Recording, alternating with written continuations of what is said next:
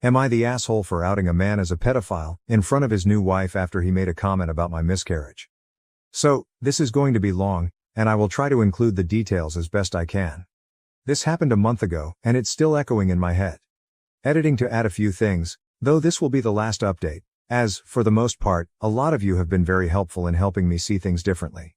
Of course, there are people who say this is fake, but this is Reddit, so I guess that's to be expected, considering I'm a total stranger and this whole thing is ridiculous. I myself haven't posted this type of thing before, so I wasn't sure how much or what all to include. If people really think I'm messed up enough to spin a story like this, I won't argue. I myself am on the spectrum. My brain constantly replays stressful incidents in my head. Unfortunately, my relationship with Mitch was not the first toxic abusive relationship, but luckily, it was my last. In my state, the registry has offenders listed in alphabetical order of last name.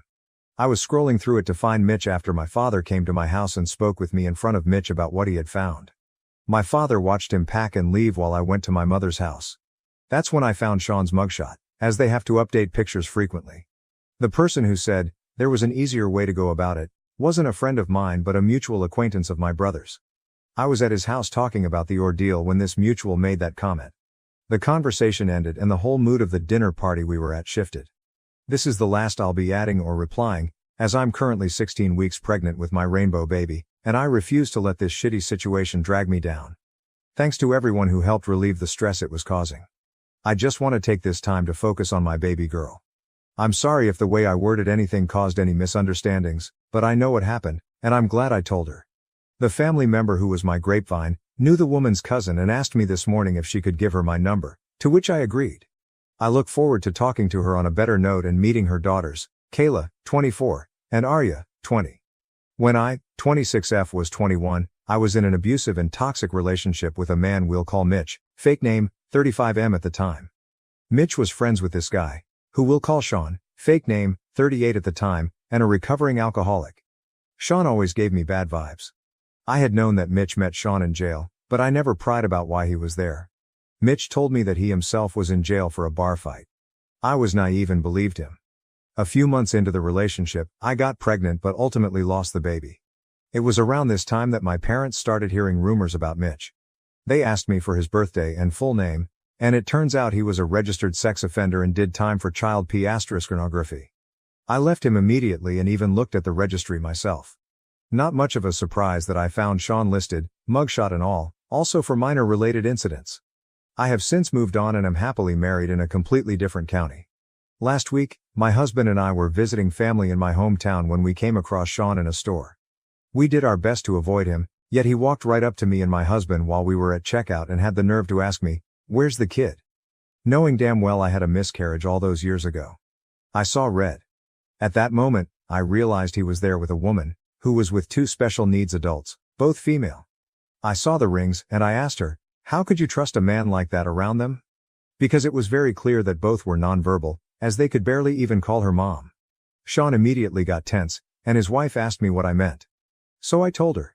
This resulted in her Googling the registry and proceeding to walk out of the store with her daughters in tow.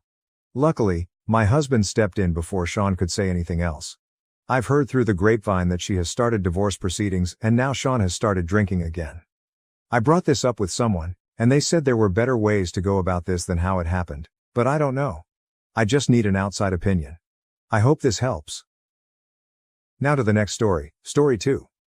My brother-in-law secretly peed on my stuff for months and what I discovered unveiled a family history that shattered my marriage. My husband, Ted, who is 34 years old, and I, now 29, have been together for a decade. We first met in college and dated all throughout our time there. After I graduated, I decided to take a semester off to travel while Ted finished his degree so that we could move to another state together. However, he had to retake some classes, which delayed our plans. When I returned from my travels, we still couldn't move, so I ended up moving in with him and his brother Ash, who is 32 years old, while Ted completed his studies. Before moving in, I made sure that Ted got Ash's approval for me to bring my male cat along. Although they had an old dog, Ash assured me it would be fine. About 3 weeks after moving in, I began to notice a strong smell of urine in our bedroom. Despite our efforts, we couldn't figure out where it was coming from. My cat is toilet trained, so I was certain he wasn't the culprit, and the dog couldn't access our room since it was on the second floor and he had hip problems. Eventually, I started finding my clothes on the floor reeking of urine. I asked Ted about it, but he was just as puzzled as I was. After 3 frustrating months of this happening about twice a week, I finally asked Ash if he had been bringing the dog upstairs. He denied it, which only added to my frustration. I took extra care not to leave any clothes lying around, but the pee continued to show up in my shoes, on my throw pillows, and other belongings. One day, after I broke down in frustration, Ash suggested that it might be my cat marking his territory, as male cats are sometimes known to do, especially in new environments. He said it made sense because it was only my things that were being targeted. If you have cats, you know that the smell of cat urine is distinct from that of human urine, and I trusted my cat completely. Determined to get to the bottom of this, I set up a camera in our room. I was paying rent and Ted was aware of the camera, so I figured this was the best way to find out what was really going on. To my shock, the footage revealed that Ash had been entering our room and urinating on my belongings. After discovering this, I immediately packed my things, took my cat, and moved in with a friend until Ted finished his studies and we could finally relocate.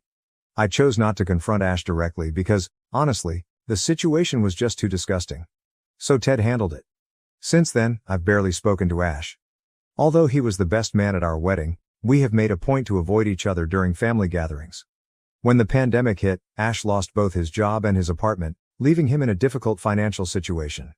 He reached out to ask if he could move in with us, but I was strongly opposed to the idea, given that he had previously peed on my possessions. At the time of the incident, he was 25 years old, a fully grown adult. Now his entire family has been calling and texting me, accusing me of being heartless for leaving him homeless during a pandemic. But it wasn't their belongings that were being defiled. Am I wrong to hold a grudge because of what he did? He is on the verge of losing his home, and his cat deserves a place to live, but it has been made clear that I can't just take in his cat and leave him out in the cold.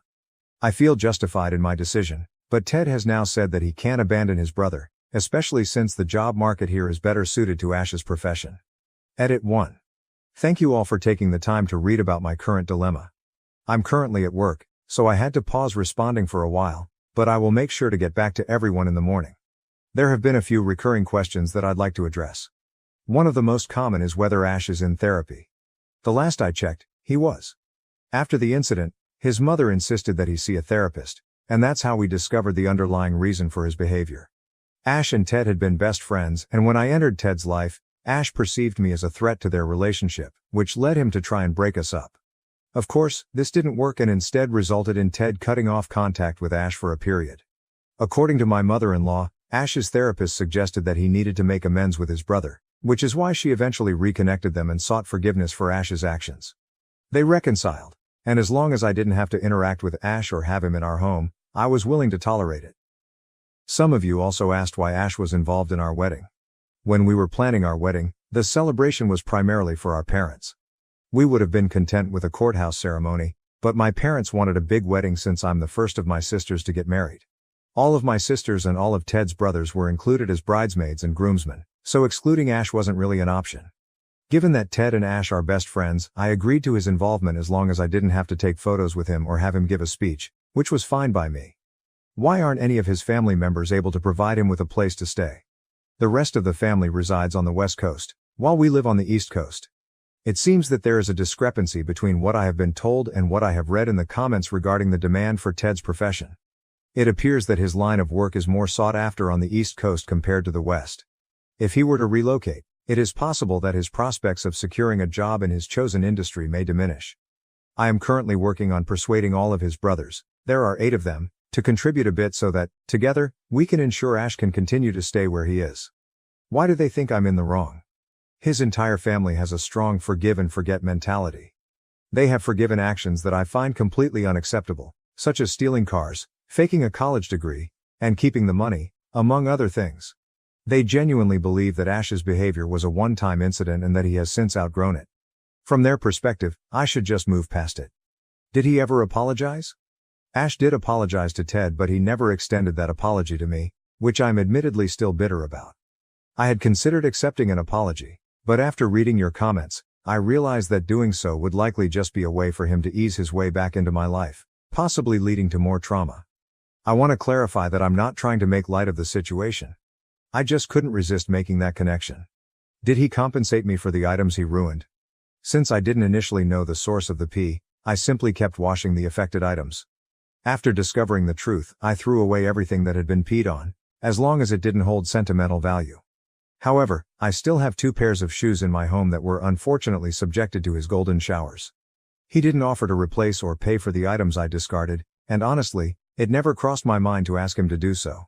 At this point, should I just accept the loss and move on? What is your husband's perspective on this? Ted is an exceptional individual, who graciously tolerates my antics to the point where I would genuinely consider allowing Ash to reside with us if it brought Ted joy. After the incident, Ted was deeply affected and decided to end all communication with Ash. However, when Ted's mom suggested that therapy could assist Ash in making amends, they eventually reconciled. Ted has always respected my choices and has never pressured me to spend time with Ash or have him over at our place. When we got married, he assured me that I had the freedom to choose whether or not Ash would be the best man. However, because I care deeply for him, I am willing to tolerate Ash's presence during important occasions like Christmas and other significant family events. May I have access to the video? I regret to inform you that I cannot fulfill your request. Although I may have strong feelings towards the man, I strongly value the importance of privacy. When it happened, I only shared it with Ted to ensure he would trust my account. Frankly, I would have been skeptical if he had told me that one of my sisters was urinating in his belongings. From what I understand, he has only shared it with his parents to validate our claims, as well as a couple of his older brothers who were naturally curious. I would like to express my gratitude for the recognition I have received through these awards. They are absolutely beautiful and have a way of making me feel like a champion. You all are truly exceptional. I would like to express my gratitude for the fantastic jokes and nicknames you provided. If I don't win this battle and Ash ends up moving here, I'll make sure to leave him a litter box and puppy training pads in the guest room. It'll be a subtle reminder of the situation. We appreciate your kind words and assure you that we will continue to respond to comments and messages promptly. Edit 2, Mini Update. Today has been absolutely awful, as things have escalated within the family. Some of the other brothers stumbled upon this post and your comments. It turns out the family didn't have the full story, and apparently, neither did some of our brothers. Brothers 3, 4, and 8 are now on their way here to help because I'm feeling completely overwhelmed. I want to send a huge thank you to those who sent messages suggesting that I somehow deserved what happened, or that I brought it upon myself. I sincerely hope that the P-Man visits you and decides to use your toothbrush as his target. On a more serious note, I deeply appreciate the concern, the kind comments, the reality checks, and the insights that have helped me recognize my own shortcomings. Things are tough right now, but I hope to provide you all with some closure or at least more answers in a few days. Don't forget to stay hydrated. Update 1. After reading your suggestions, I decided to show Ted the post. Upon reading some of the comments, Ted came to understand that he had failed me by not addressing the situation more firmly when it first happened. Even though I had been somewhat okay with it at the time, he now realizes that the way he, his family, and his brother handled everything was completely inappropriate. Ted offered a heartfelt apology for not demanding more accountability from himself, his family, and his brother back then. He assured me that Ash moving in with us is absolutely not going to happen. As an engineer, Ted reached out to some professional contacts to inquire about job opportunities for Ash. One of these contacts happened to work for the same company where Ash had been employed and revealed that Ash hadn't actually been fired. He had quit. The contact also mentioned that Ash is welcome to return to his previous position if he wants it. Ted confronted Ash with this new information. We live a couple of hours away from Ted's family. While I was at work, I currently hold 2 jobs, one at night from 4 p.m. to 12 a.m., and another part-time during the day because it brings me joy. Not because Ted isn't providing enough. Ted uncovered some things that set off a chain reaction of events and revelations. To be honest, rather than feeling angry, I just feel an overwhelming sadness. I realize that I might be coming across as weak when I should be outraged, but at this point, I'm simply exhausted and all I want is to sleep. Still, I've received enough supportive and critical messages that I felt I owed everyone some closure. I'm probably going to receive backlash for sharing all of this, but at this moment, I don't really care. What follows is a condensed, yet still lengthy version of everything that has happened since my original post. To clarify, when I refer to each of Ted's brothers, I'll use B followed by their respective number. If I mention a wife, it's in reference to the brother's spouse, not implying that any of them have multiple wives. First there's B1, who is a doctor with a military background. He's married and has 3 children. Next is B2, a surgeon who shares his home with his wife, 2 dogs, and a bearded dragon. B3 is an engineer, currently engaged, and owns a dog. Following him is B4, a teacher and researcher, who is married and has one child. Then, there's B5, who works in IT. I'm not too familiar with the details of his life, but he's also married. B6 is another doctor, though he is single and actively dating. B7 is a chef and businessman, married with one child. Meanwhile, B8 works in car sales and has a wife, 3 kids, and some fish. Of course there's Ted, B9, who is my husband, and we have a cat together. Lastly, B10 is Ash, who has been the center of all this drama. After everything came to light, I sat down with Ted to have a serious conversation about all the points you all had raised. Ted was incredibly apologetic, and we both ended up crying together as we vowed to do better and be better. As you might have gathered by now, his family dynamic is quite complicated, and Ted has been deeply conditioned not to rock the boat. We mutually agreed to seek individual therapy, and if our therapist recommend it, we will also pursue couples therapy. To lift my spirits, Ted even ordered me a t-shirt that says the most okayest human in the universe. Through all of this, we've realized that there's a lot of healing we both need to do, and we're committed to working on it together. Ted eventually decided to call some of his connections to get to the bottom of things and discovered that Ash hadn't quit his job as he claimed. Ted was furious about all the drama this situation had caused, so he went to confront Ash directly. When Ted arrived at Ash's place, Ash wasn't there. Since Ted had a key for emergencies, he let himself in and waited for Ash to return. After a while, Ted needed to use the bathroom, but the guest bathroom was locked. He went into Ash's room to use that bathroom instead, and that's when he stumbled upon what he later described to me as a situation. Ted immediately called me and urged me to stay home, explaining that he needed to involve his family and didn't want to expose me to any more stress than I had already endured. His words made me fear the worst, but all I could do was ask him to come back soon and be careful. About 2 hours later, I received a call from the wife of the 8th brother, who was in tears, asking if I was okay. I reassured her that I was fine, even though Ted had only given me a vague explanation of what was going on, and I hadn't heard anything further since then. She asked if I wanted to know the full story, and of course I did. She began by apologizing, explaining that the family hadn't known the entire situation until now. Apparently, the 5th brother had come across my post online and called the 7th brother to complain about me sharing the story publicly. It seems that having your brother-in-law pee on your belongings isn't so common that the brother immediately recognized our family as the one in the post. As it turned out, the 7th brother read the post and felt that there were some details in my account that didn't quite add up. He reached out to the 2nd brother, who then contacted their mother, and by this point, the entire family had read the post. I had missed calls from both the 6th and 2nd brothers, which I hadn't answered because I was working. As many of you suspected, the part about Ash's therapist was not entirely accurate. It turns out that the therapist Ash had been seeing was actually a friend of his with no formal training. This friend had been pretending to be his therapist just to appease Ash's mother and get her off his back. Ash faked going to therapy, which his mother paid for, over the course of about 3 years.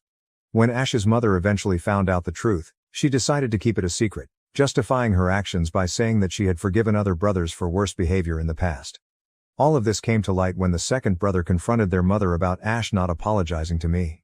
They had been operating under the false assumption that Ash had already apologized and that I had forgiven him, likely because of my history of being overly forgiving, and the fact that he was the best man at our wedding. This is why they were so adamant about him moving in with us.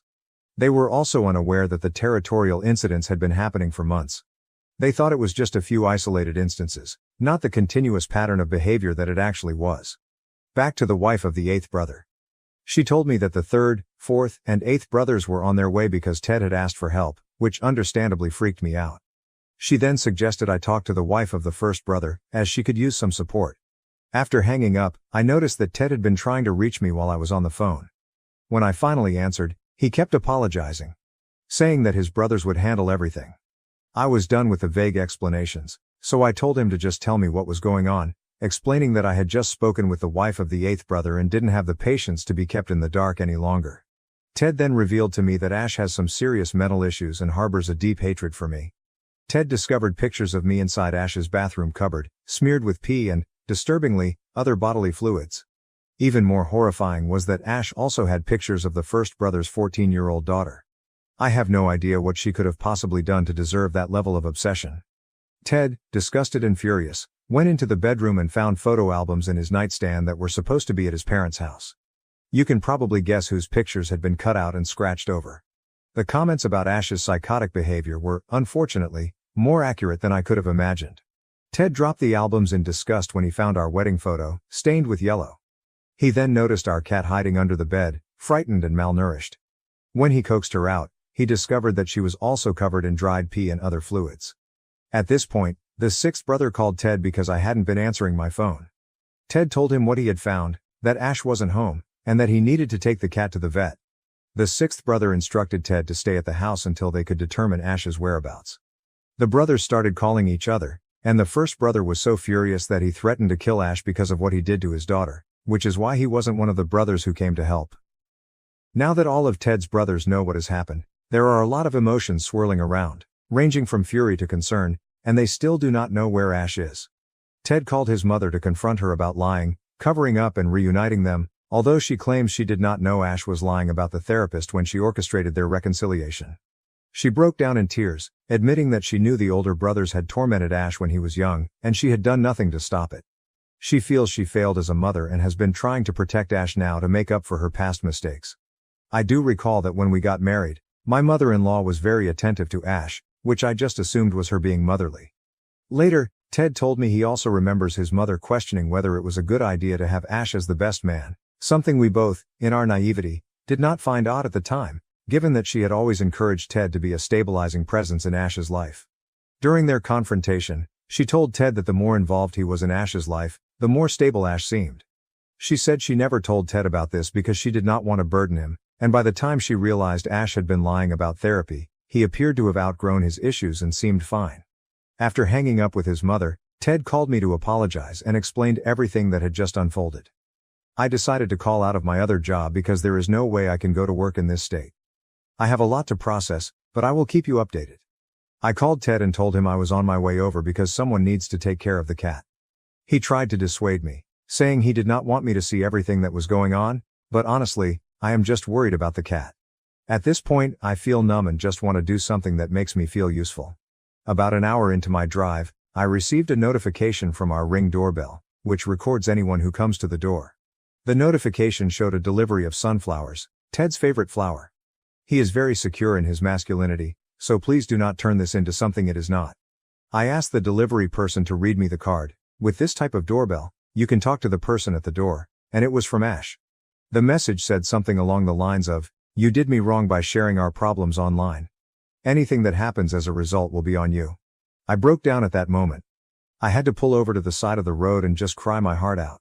I called my neighbor, asked them to take the flowers and throw them away, sent Ted a picture and then turned around and drove back to my sister's place because I honestly do not know what to do. I feel completely lost, and this whole situation is so messed up. I had a large family before any of this happened, and now I feel like I have lost so many people I love, people I thought consider me family as well.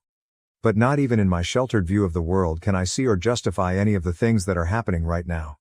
I do not want to lose my husband. I am worried about the cat, and I am terrified that Ash might hurt himself or my husband. I called Ted's first sister-in-law, and she is incredibly frightened for her daughter's safety. I wish I could offer her some comfort, but I simply do not have the strength right now because I am just as terrified as she is. Rationally, I know that none of this is my fault, but I can't shake the feeling that I am somehow at the center of all the chaos that has unfolded, and I genuinely don't know what to do. I am managing, or at least as well as someone can under these circumstances. I'm staying at my parents' house now, and Ted is here with me and he brought our cat along. Life feels a little less terrible with a cat curled up on your lap. So where do I even begin? By this point, you probably have 1,000 questions, and the truth is, I don't know how to answer any of them. I've been holding off on posting this because I've been waiting to process everything that's happened. Maybe I won't post it at all and leave you all in the dark. This entire situation, along with some of the messages I've received, has shaken my faith in humanity a bit, but perhaps that's just part of what it means to be human. You know what the worst part of all this is? I've developed legitimate PTSD from the whole ordeal, and I no longer say that lightly. Every time I hear someone urinating, the sound of pee hitting the water, I feel this overwhelming sense of dread in my chest, and the world around me starts to feel like it's fading into static. Even going to the bathroom myself has become an ordeal. On a slightly positive note, I did have my first therapy appointment. We live in a world where, unfortunately and fortunately, you can throw money at a problem and find a solution. I'm grateful to my father for stepping in and paying for an emergency therapist.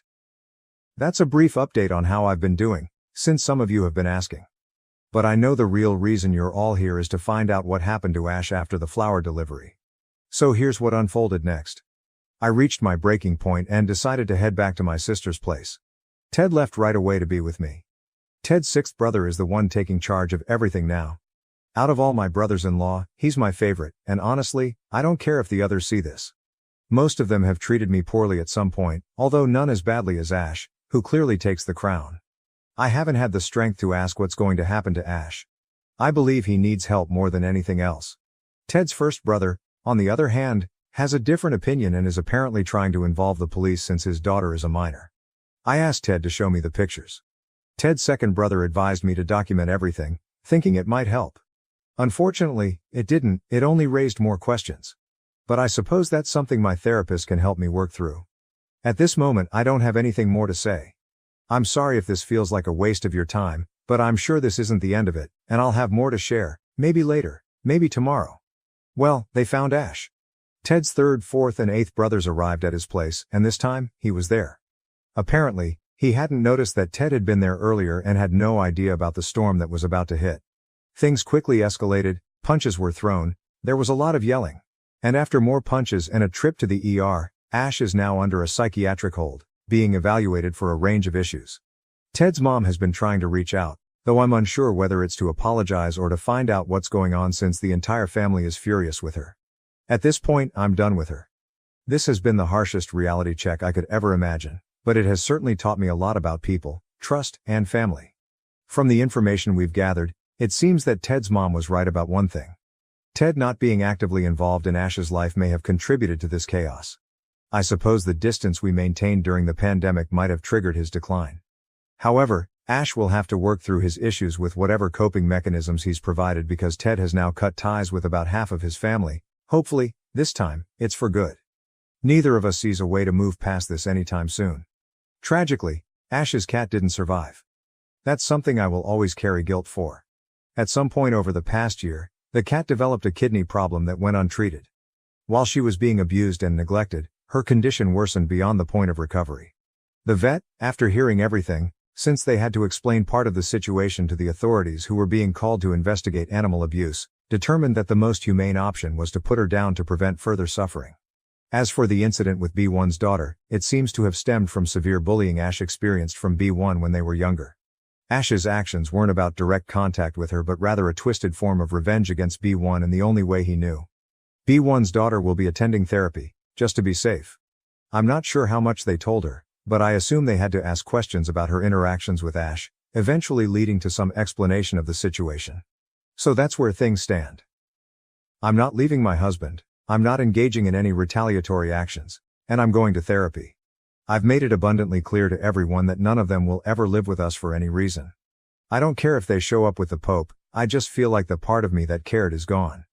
And in the end I never received the apology I was owed, but honestly, I don't want it anymore. Maybe my therapist will convince me otherwise, or maybe it's for the best. For now, I'll just deal with everything as best as I can. I want to start by expressing my deep gratitude for the overwhelming support and kindness I've received from so many strangers online. The messages of concern and encouragement have meant a great deal to me and my family during these difficult times. I plan to start responding to messages soon, but the past few days have been incredibly tough. My therapist suggested writing as a way to organize my thoughts and process everything that has happened. So I thought it might be helpful to share an update for those who have been following this journey, which some of you have dubbed the P-Man saga. It's now been almost 2 weeks since I first confronted the chaos that is my husband's family, and as you all know, it didn't go smoothly. I am deeply thankful to Reddit and everyone here for opening my eyes to issues that desperately needed attention, even though doing so has turned my life upside down. Somehow, people on Twitter also found their way to this story, and I want to extend my thanks to them as well for their support. A lot of questions have been asked repeatedly, so I want to address them as best I can. When it comes to my husband and my brothers-in-law, I simply don't have the emotional capacity to deal with most of them right now, with the exception of brother number 6. He has always been my favorite, and in hindsight, we should have followed his example and distanced ourselves from the rest of the family. He has been genuinely supportive and sincerely apologetic about everything that has happened. I did reach out to brother number 1 and his wife to offer any help I could provide, but they politely declined, saying I had already done enough. I'm not sure if that was meant as a subtle dig or if they were being sincere, But either way, I am keeping my distance from all of them for now. Most of the other brothers have also apologized. Some have taken responsibility for their role in this whole mess, while others have acknowledged their past behaviors that contributed to it. I think it's safe to say that this entire family will be keeping the psychology profession in business for quite some time. I did suggest that everyone should seek therapy because, although I was the one who brought these issues to light, this situation has impacted the family as a whole. I'm taking it one day at a time, focusing on healing and processing everything that has happened. While I know this journey is far from over, I'm hopeful that, with time and support, we can all move forward in a healthier way. Some kind Redditors pointed out that my mother-in-law may have been manipulated and abused throughout her life. While I'm not denying or agreeing with that assessment, it's clear that her life has been complicated. As of now, we have decided to go no contact with her indefinitely. The final straw was when she called to berate us for what she perceived as breaking up her family. Her words were harsh, something along the lines of, "I've spent years keeping this family together. I've forgiven every single thing each of you has ever done," she said to my husband. "And this is how you repay me? By letting a little witch destroy our family?" Ted, my husband, is doing his best to handle everything. He's in therapy, working through his feelings, and he keeps apologizing repeatedly. I think seeing the damage his best friend caused because of him will haunt him for a long time. We've been reading through all of your comments together, and while he appreciates the support and understanding from everyone, he feels he hasn't truly earned it. He believes he has a lot to make up for over the coming years.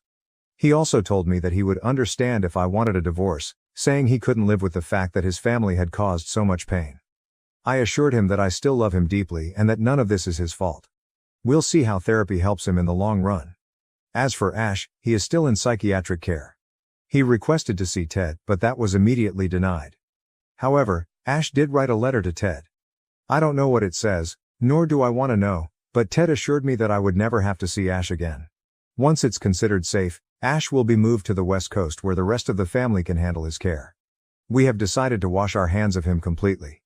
Ted's brother, who has been managing Ash's care, agrees that moving him far away from us is the best course of action. While Ted has been discussing the doctor's reports with his brother, I haven't asked for details, and I'm okay with that. Taking a break from everything was something many of you suggested, and we followed through on it. I quit one of my jobs and have been working remotely from my dad's beach condo for the other. Ted took some vacation time, and thankfully, his boss has been very understanding. Even though it's the middle of January and the weather isn't ideal, being near the water has been soothing. It's been a relief to step away from all the craziness. I also got a new phone so that his family can't contact me anymore. Ted, our cat, and I are the only ones enjoying some quiet time together for the next few days. Lastly, I'm sorry if I wasn't clear about the 10 brothers situation. It seems I may have caused some confusion. What I meant was that there weren't always just 10 sons. This isn't my story to tell, but from what I understand, they used to have 3 sisters. 2 of them passed away when they were young due to health issues. This is why there's a gap between brothers 1 through 8 and then Ted and Ash. The third sister's story is more complicated. She was between brothers 4 and 5. And yes, I'm aware they had many children. They don't believe in contraceptives, even now. I apologize for any confusion. Update 3, Tokyo Drift. Hello everyone, it's been about 2 months since this whole ordeal began, and I've been receiving a lot of messages and comments asking for an update. Most of these messages have been kind and supportive, as always, but of course, there are exceptions.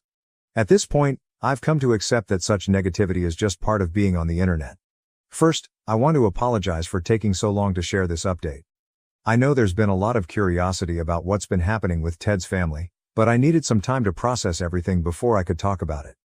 Now that I've had some time, I'm ready to share another unfortunate chapter of this story so that those of you who have been following along can finally have some closure. I also want to extend a welcome to the new readers from Facebook. I appreciate everyone letting me know where they're coming from because I had no idea just how powerful Reddit could be until I made my first Tifu post. So here's what's been happening. Ted asked me for some time apart. He's dealing with a lot of emotional turmoil, and my presence is making things harder for him. He's been carrying a lot of guilt, and confronting all the skeletons in his family's closet has been incredibly overwhelming. While we aren't officially divorced, we're not looking for a new place together either. We're still in the process of selling our old house, so Ted has been staying there while I'm living with my parents. I'm not sure what will happen once the sale is finalized or what Ted wants to do, but I've promised to give him the space he needs. Ted did give me permission to update you all because, Despite the occasional hateful messages and comments, most of you have been incredibly sweet and supportive. I know there's been a lot of confusion about Ted's family tree, especially with the inclusion of his sisters, so I'll do my best to clarify things in this update. Ted's family is quite extensive, and it can be a bit confusing to keep track of everyone. Here's a brief overview of the family members based on what I know. The eldest brother has a military background and works as a doctor. He's married and has 3 kids. The second brother is a surgeon, married as well, with 2 dogs and a bearded dragon. The third brother is an engineer, currently engaged, and has a dog. The fourth brother is a teacher and researcher with a wife and 1 child. Then there's another brother who works in IT. I'm not entirely sure of the details about his life, but he's married. The 6th brother is also a doctor, though he's single and apparently still enjoying the single life. The 7th brother is a chef and businessman. He's married and has 1 child. The 8th brother works in car sales, has a wife, 3 kids, and some fish. Finally, there's Ted, who is my husband, or might be ex-husband, and we have a cat. And of course, there's Ash, who is the youngest. I should mention that there were 3 sisters who were born before Ted, but they passed away before he was even conceived. Since Ted has never had any memories of them or even knew them, he has always referred to himself as having only brothers. This is why I didn't initially mention the sisters when talking about his family. It's not that I'm trying to dismiss them, it's just that, in Ted's experience, they were never a part of his life, and he's always spoken of his family in terms of his brothers.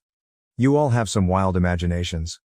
The theories you've come up with range from entirely plausible to completely outlandish, but I suppose that's to be expected, given the circumstances. It seems insanity might run in the family after all. First off, no, the sisters weren't all murdered. Sisters 2 and 3 were twins who sadly passed away due to a birth defect. I misspoke when I mentioned something genetic earlier. For some reason, many of you assumed it was something specific to women, but their condition was related to underdeveloped lungs or something along those lines. That's all Ted knows, and as you're aware, I'm not exactly in a position to ask his family for more details. The twins died just a few weeks after being born, while still in the hospital, so there's no chance any of the brothers were involved in their deaths. As for the first sister, she tragically died in a motorcycle accident when one of the brothers was driving while intoxicated and underage. Why didn't I share this information up front? Because it's not my business or yours, and it wasn't relevant to the situation we're dealing with now. I also believe people deserve some level of privacy, even in the midst of all this. You can choose whichever brother best fits your story, and no, I won't tell you which one was in the accident.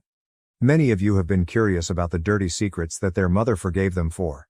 I'll share the ones I know and have permission to reveal, but I won't be naming which brother did what, except for brother 7, since I've already shared his story, and there's no point in hiding it now. I'm just going to copy and paste the comment I made earlier. There are 10 brothers in total. Brothers 1 through 4 were your stereotypical golden child, straight A students, setting the bar high for the younger ones. As a result, brothers 5 and younger were always under pressure to live up to the expectations set by the eldest 4. It was expected that all of them would excel in sports, maintain good grades, secure a college scholarship, because paying for 10 kids' college education isn't easy, and ultimately have a successful career. Brother 7, however, didn't want to follow that path. He's an incredibly smart guy, but he found it unfair that his life was dictated by this constant competition with his older brothers. So when he graduated high school, he told his parents he was going to study abroad to become a chef. He claimed that his scholarship would only cover part of the tuition, with no funding for room and board. His parents, proud of the idea that their son was studying abroad to become a renowned international chef, agreed to support him as long as he kept up his grades and cooked his signature dishes during holidays and family gatherings. In reality, he moved to New York City with 4 roommates and faked his international life. Brother 7 isn't one to use social media much, so he didn't have to prove anything to anyone. He just had to make sure to call his parents at hours that aligned with the supposed time difference, and since this was before the era of advanced technology, he didn't have to worry about video calls. He simply spun some really good stories to share during the holidays. Meanwhile, he kept the money his parents sent for tuition and room and board and invested it in something that ended up making him a lot of money. Eventually, he moved back to the West Coast and claimed he was managing restaurants. The truth came out when one of the oldest brother's daughters expressed interest in attending the same school brother 7 supposedly went to and asked if he could take her there to show her around. By that time, he had made enough money that the fallout wasn't too severe, but he's still the one who cooks Thanksgiving and Christmas dinners because, in reality, he's quite a good cook. So here's what I know from what Ted, their mom, or the brother involved has told me about the things they've done without facing any real consequences from their parents. One brother was responsible for stealing and totaling not just one but 2 cars, both times getting away with it. Another brother also stole a car, though without the same destructive results. Then there was the time one of them left their grandmother alone for an entire week when they were supposed to be taking care of her. There were also instances of theft, not just from outside sources but from within the family, where they stole and sold things belonging to other brothers or from the house. Physical altercations seemed to be a recurring theme, with some fights ending with the police getting involved and others not requiring legal intervention but still resulting in trips to the hospital. Skipping school events like the senior trip and pocketing the money was another thing that went unpunished. Public misbehavior was also part of the mix, including incidents of public nudity, public indecency and, perhaps unsurprisingly given the family history, public urination. The list doesn't end there. There was even a stalking incident that led to a restraining order being filed. On top of that, there was plenty of underage drinking and driving under the influence. Despite all these behaviors, their parents never really held them accountable, and everything was brushed under the rug, much like everything else in that family. Where is the dad? Well, the last time I saw him, he was in an urn in the living room of their mom's house, so I assume he's still there. Growing up, he was an incredibly misogynistic and abusive father and husband. While he was a decent grandfather to his grandkids, that's a perspective better left to them if you want to discuss it. Why would anyone expose their children to such a horrible human being? I don't have children of my own, but Ted's parents were, and his mom still is, very traditional. To them, appearances are everything. Having a perfect family with prideful sons and beautiful daughters was all they ever wanted. I'm not justifying anything, but the loss of their daughters had a significant impact on them and the entire family. Why did they have more kids after everything that happened? They desperately wanted another daughter and tried 2 more times before they were unable to have any more children.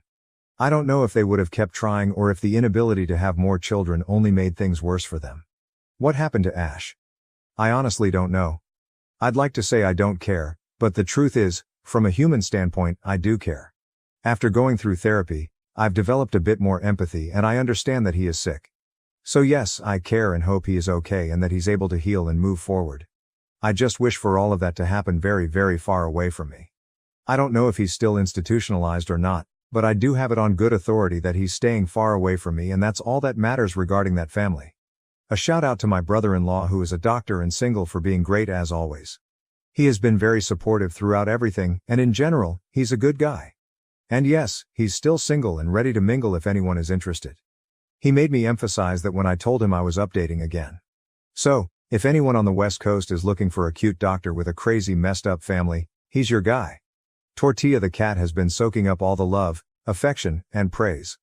I'm sorry for not paying the cat tax, as I mentioned in a previous comment, but right now, I'm not comfortable sharing pictures of anything, including Tortilla, with anyone. It's nothing personal. I'm just feeling insecure after everything that's happened, and I hope you understand. So I apologize for that. Since I'm avoiding the tax, I'll at least tell you she's a black cat. She got her name, Tortilla, because the first time I made Ted tacos, I completely forgot the tortillas were in the oven, and they ended up charred to a crisp. As for me, well, things suck right now, and they'll probably continue to suck for a while. But that's just life.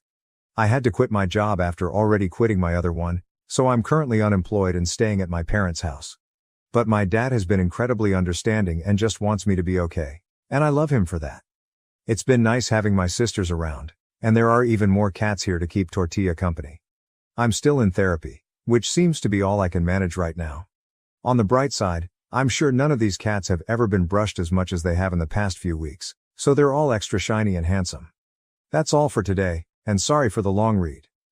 Update 4. Return to P-Town. Throughout the year, I've written numerous updates, some while I was happy, others while I was sad, and even a few while I was drunk. But I decided not to post them as I wanted to give you a proper ending to what has become known as the P saga. However, I've come to realize that real life doesn't have a neat conclusion, as there will always be new developments. Hopefully, this update will be the final one for all of us, allowing me to move on and give you a sense of closure on how things have turned out so far. I sincerely hope that you find satisfaction in this update, just as I hope writing it will bring me the closure I've been seeking. I'm choosing to write this now because I'm finally in a good enough place to open up and address the guilt I've felt over not updating sooner. It's incredibly touching to me that so many of you have checked in on me throughout the year. It's hard to believe that nearly a year has passed, And yet there are still new messages and kind words filling my inbox. I'm truly sorry if I haven't responded to everyone, but please know that I've read each and every message, and it warms my heart to know that there are so many kind and compassionate people out there sending their best wishes to a stranger. I'll admit, there's always a part of me that's afraid of writing an update. Some of that fear comes from the real-life repercussions of sharing things online, like the possibility of being identified, which has happened to me. But another part of it is the finality that comes with putting things into words. It's strange, but I feel like if I don't share it with you all, then maybe it's not really happening. I know that's not particularly healthy, and my therapist has pointed this out, so I'm putting on my big girl pants, covered in cat hair as they may be, and facing the facts. It's a bit surreal to realize that this all started almost a year ago, just a few days into the new year, and now we're almost back at that point again. I remember spending New Year's Eve curled up on the couch with Ted and Tortilla, wishing for 2021 to be a year full of adventures and excitement. Well, I guess I better be careful with my wishes this year. I'm not even sure what I'll do on New Year's Eve. Maybe I'll pack up Tortilla and go on some sort of adventure, because I definitely don't plan on sitting on the couch reminiscing about the mess of a year we've had. I will say though, that it was a really comfy couch, and I miss it dearly. I love Ted. I think a part of me will always love him.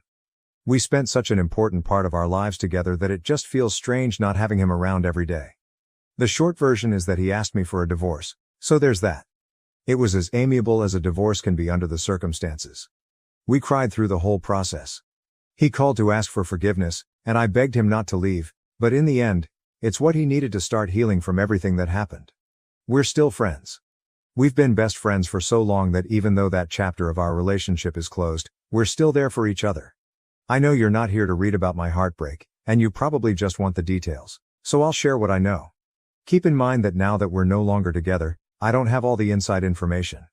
It won't be in chronological sequence, rather, it will be arranged for clarity. I'll try to break things down to make it simpler to follow.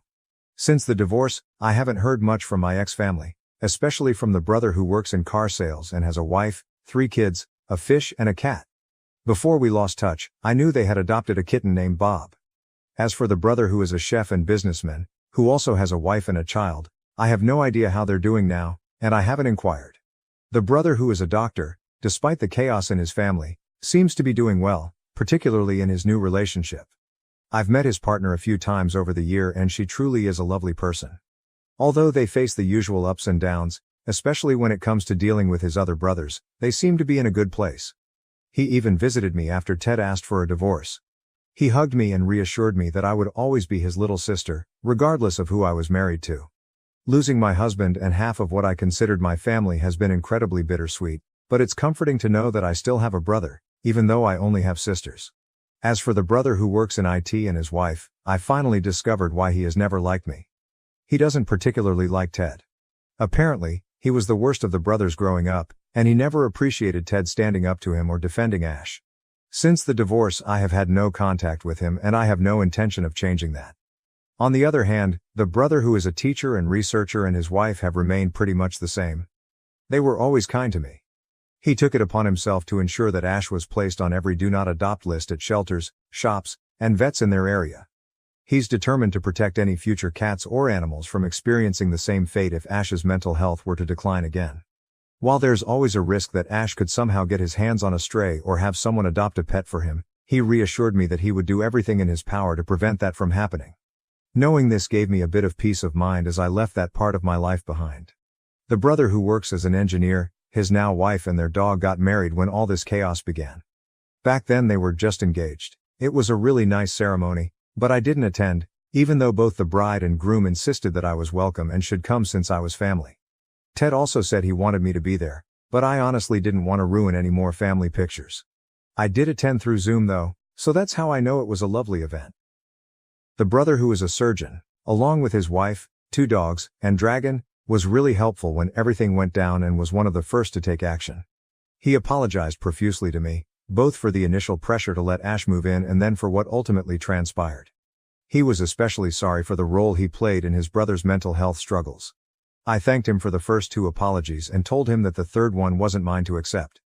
He understood and mentioned that he'd work on helping his family's relationships, acknowledging that it wasn't fair for me to pay the price for something that wasn't my fault.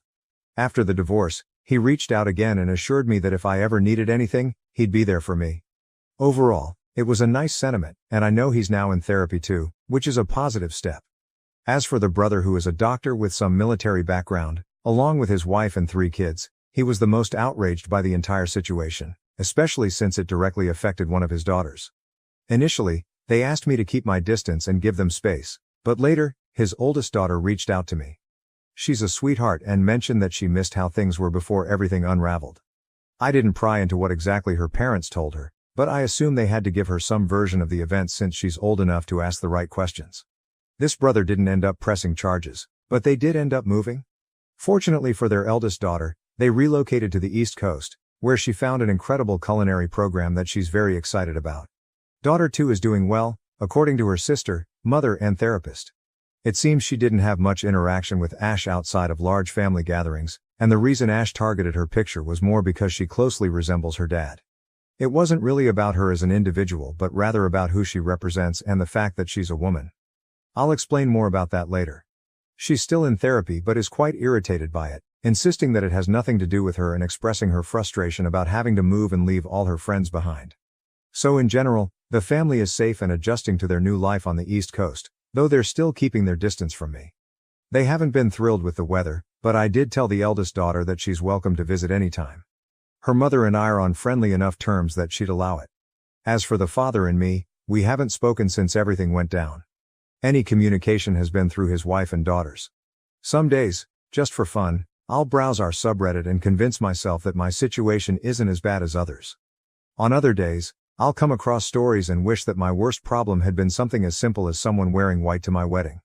We were never best friends, but she wasn't always awful to me. Living on the opposite side of the country, there was always a certain distance in our relationship that I think we both found comfortable. We didn't have to interact much, and we were okay with that. She had plenty of daughters-in-law nearby who gave her grandchildren, so I wasn't as important to her. I still made sure to call her on her birthdays and anniversaries, and she always invited me over for the holidays. When we would visit during the holidays, the house was always so full of people that I was just another face in the crowd, and I was comfortable with that. I think my tendency to be a pushover with this family started during our wedding planning. I tried to be as helpful as possible, doing anything I could to assist, but in the long run, it backfired. The most time we ever spent together was during the wedding preparations. The wedding itself was never that important to Ted or me, we just wanted to be together. But our parents were eager for a big celebration. I was the first of my sisters to get married, and with the age gap between Ted and his older brothers, there hadn't been a big event in the family for a while. While I don't regret marrying Ted at all, I could have done without the big wedding. I sometimes wish we had just gone to the courthouse with just the 2 of us or maybe eloped to Vegas and gotten married by Elvis. I'm not even sure if they still do that, but it sounds just as, if not more, memorable than a huge wedding with over 200 guests. I remember when we finally agreed to the big wedding and how ecstatic she was. It felt like, for the first time, I was more than just another daughter-in-law among many. It's silly, but it felt good to finally feel accepted into the inner circle of the family, even if it came at the cost of a huge wedding. I tried to involve her in the process as much as I could. With 10 sons, I figured she didn't have many opportunities to do girly things. She was lovely to me then, perhaps just to get her way, and I was too naive to see it. I stayed with the golden daughter-in-law for a while after, until another grandchild was born, and then I was relieved to be out of the spotlight and return to our comfortable coexistence. It was exhausting to be in her favor, with all the expectations that came with it. Looking back, it's crazy to think how much I wanted her to like me, and now, I'd do anything for her not to know I exist. After Ash was committed to a psych ward, she did everything within her power to bring me down. I went no contact with her and most of the family for a while but slowly made amends with some of the others, though not with her. I saw her once when she came with some of the others to pack up Ash's apartment. She went to my parents' place just to yell at me, which was awful. The worst part is that she timed it so well. My parents were at work, my sisters were either at work or school, and it was just me, sobbing on the other side of the door. I heard the doorbell, went to open it, and there she was. She didn't even pretend to be civil and just laid into me. She brought up every single thing I could have possibly ever done to her and her family. She told me I was a failure of a wife, that she hoped I'd be ruined in the divorce, and that she would make sure her son took absolutely everything from me. She said she wouldn't rest until I was destitute and was grateful I was barren because she couldn't stand the idea of tainting her blood with mine. She said so many awful things that day. But that last one is the one that stuck with me the most. Ted and I were never actively trying to have children, But we weren't trying to avoid it either. We figured we were stable enough that if it was meant to be, it would be, but it never happened. Does it make me a terrible person for feeling thankful? My parents' neighbors called the cops, and they escorted her off the property. That's how my sister found me, just sitting on the floor, crying with tortilla. She called Ted, and I guess he got the story from the brother who drove her. I never saw him. I haven't heard a peep from her since. I don't know what Ted told her or what she told him. I just know that after that day, she has left me completely alone, and I'm grateful for that. There are countless things I could say about Ted, and yet it feels like there's so much left unsaid. It's strange not being with him anymore, but I try to honor his needs and wishes. When he asked me for a divorce, his reasoning was, "I cannot do this to you. I will never forgive myself for putting you in this situation. I don't want to expose you to my family ever again and let them hurt you." At first I was upset because he was making decisions about my life without considering what I wanted. But after many long therapy sessions, I realized that while he framed it as a way to protect me, it was also about protecting himself or, at the very least, easing his guilt. Perhaps not having me around helped him feel like nothing had happened. Or maybe he truly believed it was what was best for me. What hurts is that I always thought about what was best for us as a team. But for him, the solution was to dissolve that team. Some days, I wake up angry at him, resenting even his shadow. Other days, I stare at my phone debating whether to call him. Sometimes, I lose that battle and end up calling. He always answers and reassures me that he's still there for me. We sold our house, and naturally, he moved out. For a while, he went to the West Coast to sort out his family issues while our divorce was being finalized. He eventually returned because his job is here, and he loves it. I'm torn between feeling glad he's still in the city that was once our home and hating him for tainting a place I love with painful memories. It's hard to visit places we once cherished together. Maybe I'm the one who needs to move and start over somewhere new, where my past isn't haunted by these memories. I'll share more about Ted's time on the East Coast later. This part is just for life updates. Some people have expressed concern for him and sent well wishes in comments and messages. I pass them along, and he appreciates it. I'll include a snippet from an update I wrote but didn't post on the day he returned to town and asked me to meet. I never used Reddit much before all of this, and now I wonder where my life would be without it. I probably would have continued letting his family walk all over me, and who knows, maybe I'd still be with Sunny. While Ash went on to fulfill all of his dreams. Even now I still receive messages wishing us both well. A part of me feels jealous that I have to share your kindness with him. Why does he deserve your well wishes when I'm the one who ended up alone? You all are bigger and better people than I am. I did tell him that you hoped he was okay. I'll admit, I told him partly to hurt him, to make him feel guilty. Maybe I'll regret it someday, but I just needed him to feel something other than pity for me. The worst part? He laughed. It was the hollow laugh of a man who's been through too much, but the sound still stung. It's not fair that he gets to laugh. He said thank you and that one day, he hopes he'll be the man you all thought he was or could be. He also apologized for disappointing you, acknowledging that this isn't the ending you wanted for us, though some of you wished for this outcome from the very beginning. I'm not sure if you've changed your mind after reading all the updates or if you still believe I should have left him. Well, he's always liked being ahead of things, so he left me instead. As for Ted, he's doing as well as can be expected. Like me, he has good days and bad days. We meet up occasionally to check in on each other. He tells me what's going on in his life, and I share how I'm coping. After his mom's visit to my parents' house, I moved out again. I haven't invited him over to my new place, nor do I think I want to. Having a space free of memories of him or his family for the first time in a decade feels like what I need right now. Tortilla misses him, but I try to convince myself that she understands. I'm not even sure where to begin when it comes to Ash. After he was committed following the fight with his brothers, the engineer, the teacher and researcher, and the car salesman, who had come to help sort everything out in the early days, he stayed in the facility for a few weeks. During that time, he repeatedly asked to see Ted, but Ted never went. At one point Ash wrote Ted a letter. Initially, I didn't want to know what it said, but eventually, I asked Ted about it. Ted told me that the letter was Ash's attempt to reconnect, but Ted responded by telling Ash to stop asking to see him. He told Ash that, for once in his life, he needed to prioritize himself and his own needs over Ash's. After a few weeks, the engineer arranged for Ash to be transferred to the West Coast. I'm not entirely sure whether he was placed in a different facility or released into their custody. But once the transfer was finalized, which took about 2 months, their mom, along with the brother who works in IT and the chef, came to pack up Ash's apartment and officially moved him back west. Ash eventually moved in with their mom. The surgeon took charge of overseeing Ash's treatment, and I trust that he continues to ensure Ash receives the care he needs. When Ted went over to have a confrontation with his family, it was a difficult experience.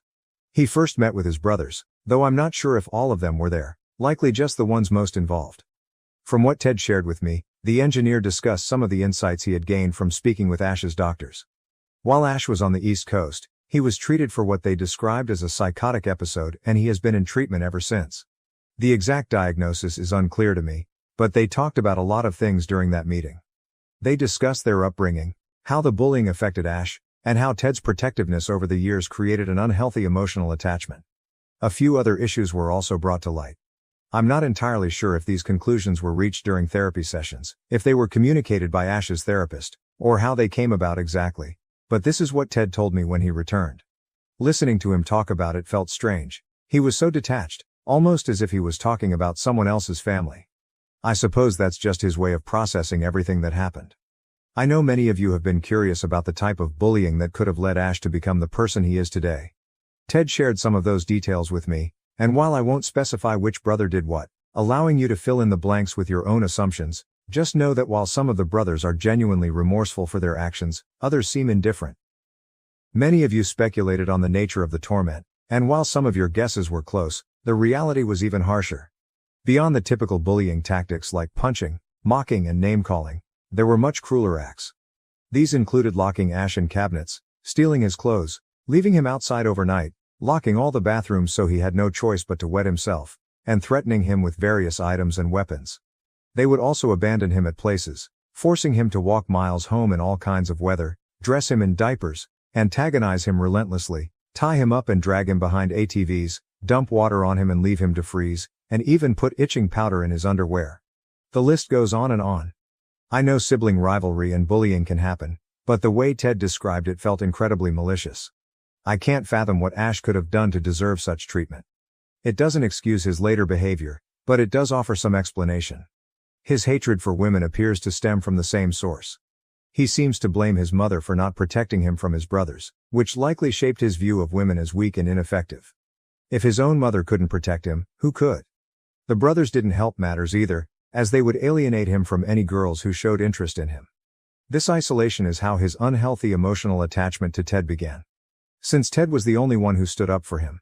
But we all know how that story ended. Ash is currently living on the West Coast, and I hope that's where he will stay indefinitely. I wish I could provide you with more concrete information, as I know many of you were looking for definitive answers, but I just can't bring myself to dig any deeper or ask more questions. When everything first began, shortly after I'd finished school, I kept 2 pairs of shoes that had been involved in the incident where they got peed on. I threw away most of the other things, but those 2 pairs were different. The first pair might not matter much to you, but the second pair was significant to me. They were the first thing I ever bought with my own money, earned from my very first internship while I was still in school. Those shoes symbolized the first step toward my independence. Having to quit both of my jobs, move back in with my parents, and lose Ted was devastating, and it just felt so unfair to think about those shoes, tucked away in a box, and everything they represented that I had lost. Now, I am slowly rebuilding the first steps in this process. I'm not entirely sure what the future holds for me and Tortilla, but I'm taking things one day at a time. I haven't worn those shoes since they were ruined, but maybe one day, when I feel like I've regained my sense of self and independence, I'll put them on again. As the holidays approach, I don't know what mine will look like, but I sincerely hope yours are filled with light and joy. Sending much love from my mending heart, Ellie and Tortilla the cat. Update 5. P and tell no tales. It's been some time since my last visit here, and I've even stopped composing those unposted updates. I just didn't want to dwell on life or anything else. How have you all been? How is the new year treating you? I hope you're all well and healthy, that your cats are receiving plenty of pets, and that you're finding moments of comfort. I'll try to keep this update brief. I've received a few comments and messages pointing out that my updates are overly lengthy and meander before reaching the point, so I apologize for that. While it's not my responsibility to entertain you with the details of my life, I'm writing this due to the tremendous support and affection I've received from many here on Reddit, and for those who have shown concern for my well-being and requested updates. If you find this update too lengthy, feel free to stop reading at any time. My story is merely for entertainment here, and you can engage with it as much or as little as you like. Last I wrote was just before the holidays, and looking back, my holiday plans were perhaps not the brightest. Despite my previous declaration that I wouldn't just sit on the couch and wallow, that's exactly what I ended up doing. I wasn't in the mood to celebrate. My family loves the festive season, filled with Christmas cheer and joy, and I didn't want to dampen their spirits. So I told my dad I was spending it with a friend who had recently lost her husband. She ended up going out of state to be with his parents, and I stayed home alone with Tortilla, watching movies. Ted called me on Christmas Day, and for the first time I didn't pick up.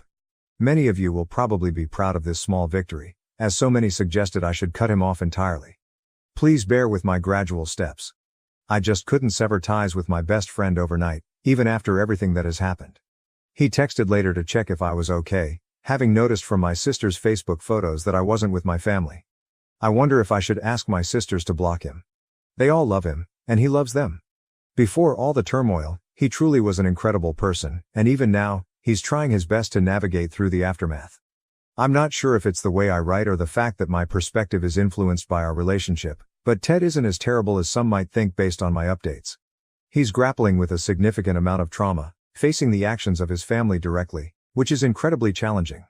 After receiving his text, I spent hours contemplating a response but ultimately didn't know what to say.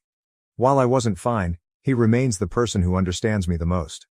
The decade we shared wasn't wasted.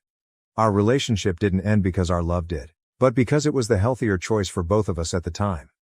You are not experiencing the turbulence of having your life flipped upside down, going from a nice family dynamic to facing alone, as you read these updates from a distance. Unlike me, Ted had fewer supporters. Some of his brothers now harbor even greater resentment towards him due to the unfolding events. He lost not only his partner and his little brother but also our cat Tortilla, and despite everything, his mother too. It's easy to cast him as the villain from your perspective because you're only getting my side of the story, but he's also suffered deeply through this ordeal. He's human and prone to mistakes, though I don't consider our divorce one of them. I responded to his text simply, stating I had stayed in quietly with Tortilla for Christmas, which probably tipped him off that something was amiss. He found out where I live and asked to meet at the nearby park, which I agreed to. I understand if you think less of this minor accomplishment, but I value the small steps. We spent several hours talking that day. Had I known he was alone, I might have invited him over, or at least spent the holiday with him. Many suggest that completely cutting ties with him is the best path, but I disagree. My stance might change in the future, but for now, it seems we still provide mutual support. Day by day I find I need him less, but there are moments, like that day, when we lean on each other for support. I'd like to believe we can remain friends, but I know that might not be sustainable in the long run. Eventually, Ted will find a new partner, and they probably won't be too fond of me.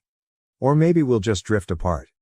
It's possible that one day, I'll end up resenting him for everything that happened, but right now, he's been a source of support in ways others can't be. It might seem foolish, but I don't think anyone else truly understands who I am at this moment. I'm not the same person I was before all of this, and I'm not even the same person I was a year ago. Going through this ordeal with his family changed us both. And not everyone grasps why I'm uncomfortable bringing kids to the bathroom, or why I had to leave work sick when my boss gave me sunflowers on International Women's Day. I do believe that we both lost parts of ourselves that were perhaps too naive, and we've grown in ways neither of us anticipated. This experience has grounded us both. I've lived a very privileged and sheltered life, and even though I've lost some of the brightness I once had, I feel like this new perspective has helped me connect with others more deeply and understand their struggles in a more empathetic way. Or at least I'd like to think so. Maybe that's just what therapy does for you, in which case I highly recommend everyone go to therapy, whether they've dealt with something like this or not. Overall, I think we're both doing a little better. Tortilla is thriving, apart from a minor health scare. Our new place has plenty of windows, which means lots of sunny spots for her to enjoy, and she's been soaking it all up. Ted has gone no contact with most of his family and is keeping low contact with the brother who is a teacher and researcher and the one who is a doctor. I don't have much to update about Ash or the rest of the brothers, except that the brother who is a doctor is really sad that Ted is distancing himself, even though he's cut off most of the others too. He understands but wants Ted to know he'll be there whenever he's ready. It's been pointed out to me several times that what was always referred to as bullying was actually abuse, and I think it's important to use that term when describing their childhood. I believe that part of the reason everything collapsed the way it did was because of how dismissive everyone was about it and how much they all, including Ted and Ash, downplayed it as boys will be boys. Brothers are like that. Or simply, I thought it was normal. If any of the wives or I had known the full extent of what happened in their childhoods, perhaps we would have made different decisions. Of course, my ex-mother-in-law bears a lot of responsibility for that, but I guess we've all learned from it. I don't think I'm ready to date yet. I feel like I need to learn how to be alone first. I've been with Ted since college, and it's been quite some time. Honestly, I'm not even sure I know how to go on a first date anymore, but I suppose I can always Google it when the time comes. Adapting to solitude has been a strange experience. I don't want to call it loneliness because sometimes it's nice, you know? I'll finish a book, close it, and the quiet that follows isn't eerie, it's comforting. I've had to learn a lot of things on my own, which made me realize just how much I relied on others to help with tasks I was always capable of doing myself. For example, I changed a tire for the first time. It was scary because it happened on the highway, but I managed. I also learned that different plants have different care requirements after accidentally killing a bunch, but now I have a little basil plant that's doing great. I discovered that action movies aren't really my thing since the fast pace and constant tension don't appeal to me. I even learned how to cook shrimp, something I never did before because Ted was allergic. Pro tip, always remember to devein a shrimp. There are also things I miss about being with Ted. Like when I had to drive myself to the emergency room after cutting myself while cooking, and I couldn't help but think that hospitals should offer valet services. Tortilla had a health scare and being alone in the waiting room was truly awful. The anniversary of a childhood friend's death came and went and Ted wasn't there to comfort me like he usually would. I also really dislike mopping. And now I'm stuck doing it myself. That's about it, I think. I haven't seen Ted since Christmas, though we still text often and have called each other a few times. We're both learning to be apart without withdrawing all of our support at once. We're still healing. I'm still healing, but now I can confidently say that I can see a bright side, whereas before I was just getting through one day at a time. I don't know if that makes sense. Ted's birthday is coming up. I don't think I'll visit him, but I'll ask his friends to make sure he's not alone. I've been considering adopting an older cat for him. He's always felt strongly about them, and I think it would be good for him, but I'm unsure if it would be overstepping. What do you all think? Lastly, I want to thank you for your constant support and well wishes. You truly are an amazing community that shows a side of humanity that truly is beautiful. Of course, Reddit has its dark corners and mean people, but the majority of you are such a strong support system without even knowing me and the many others you have helped. I just feel like perhaps the internet is not so bad. I'll make sure to pay back and pass on all of the kindness I've received from all of you, and maybe one Redditor at a time, we can leave this place a little bit better than we found it. At this point, I think this is as good a final update as any, a relatively content ending with a hopeful future.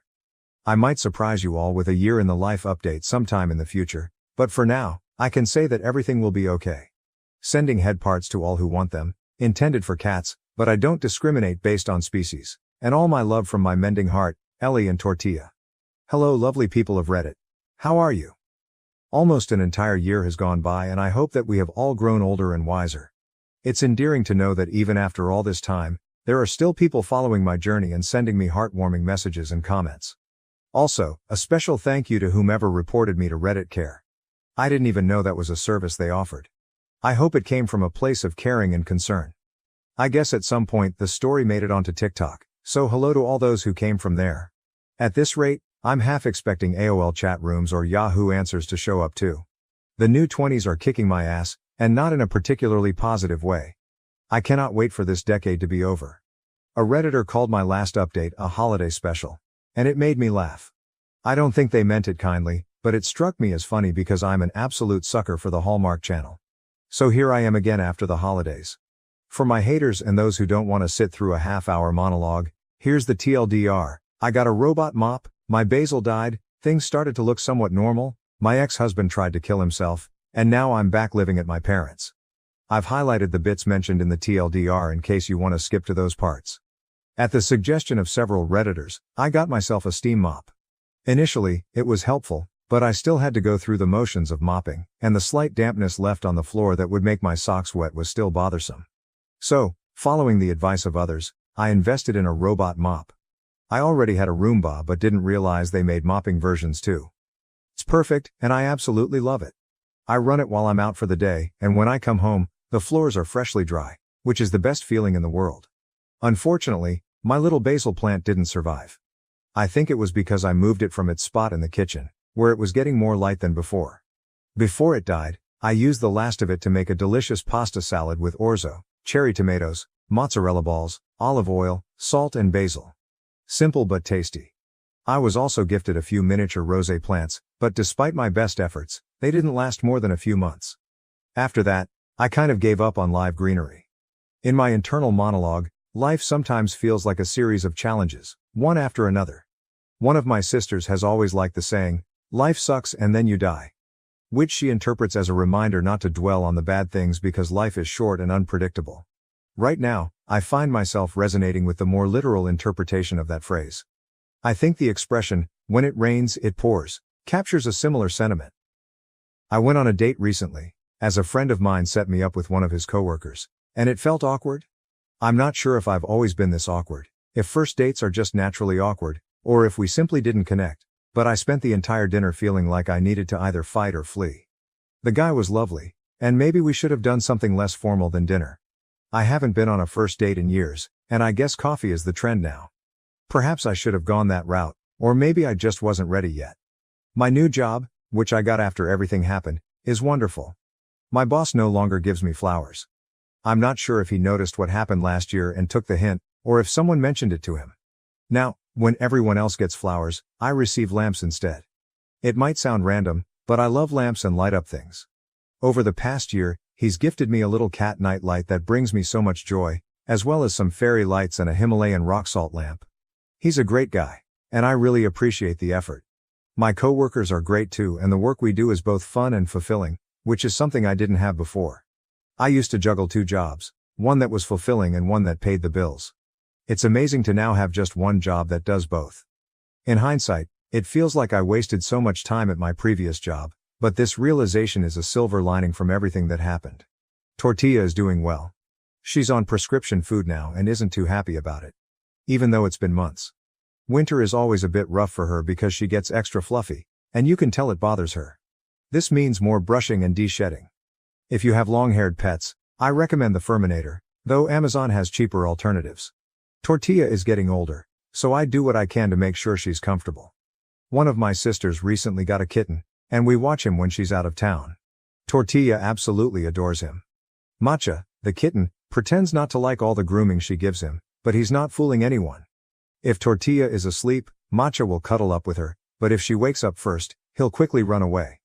I'm rambling, maybe because I don't know where to begin or what to share.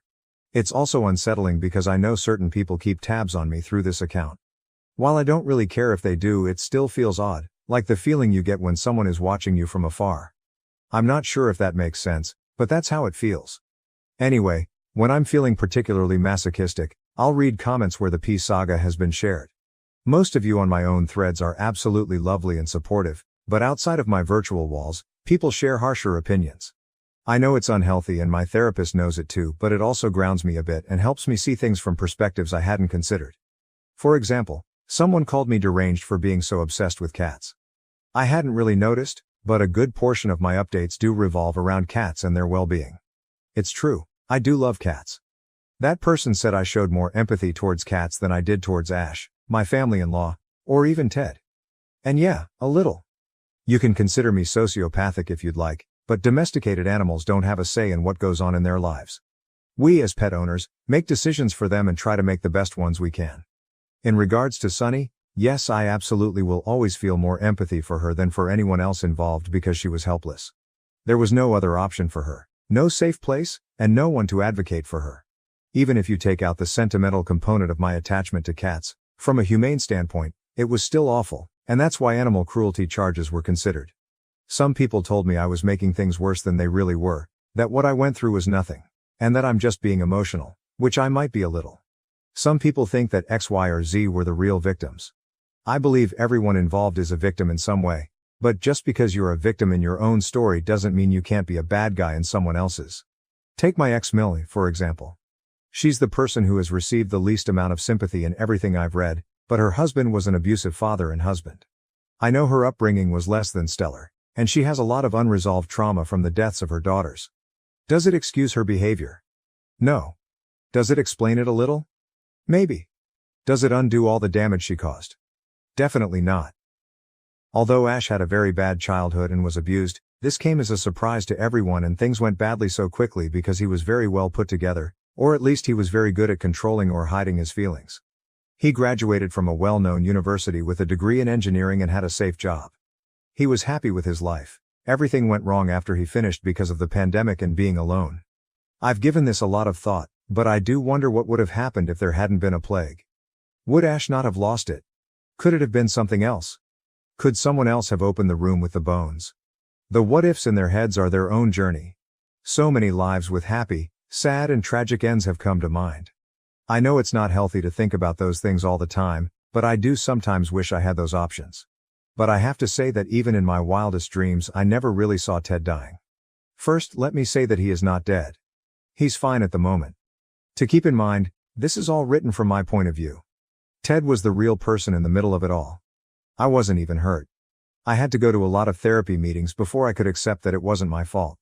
I just got the bad luck of drawing the short stick. Ash turned out the way he did because his family abused and ignored him for a long time. That was going to come out somehow or another, even without me being involved.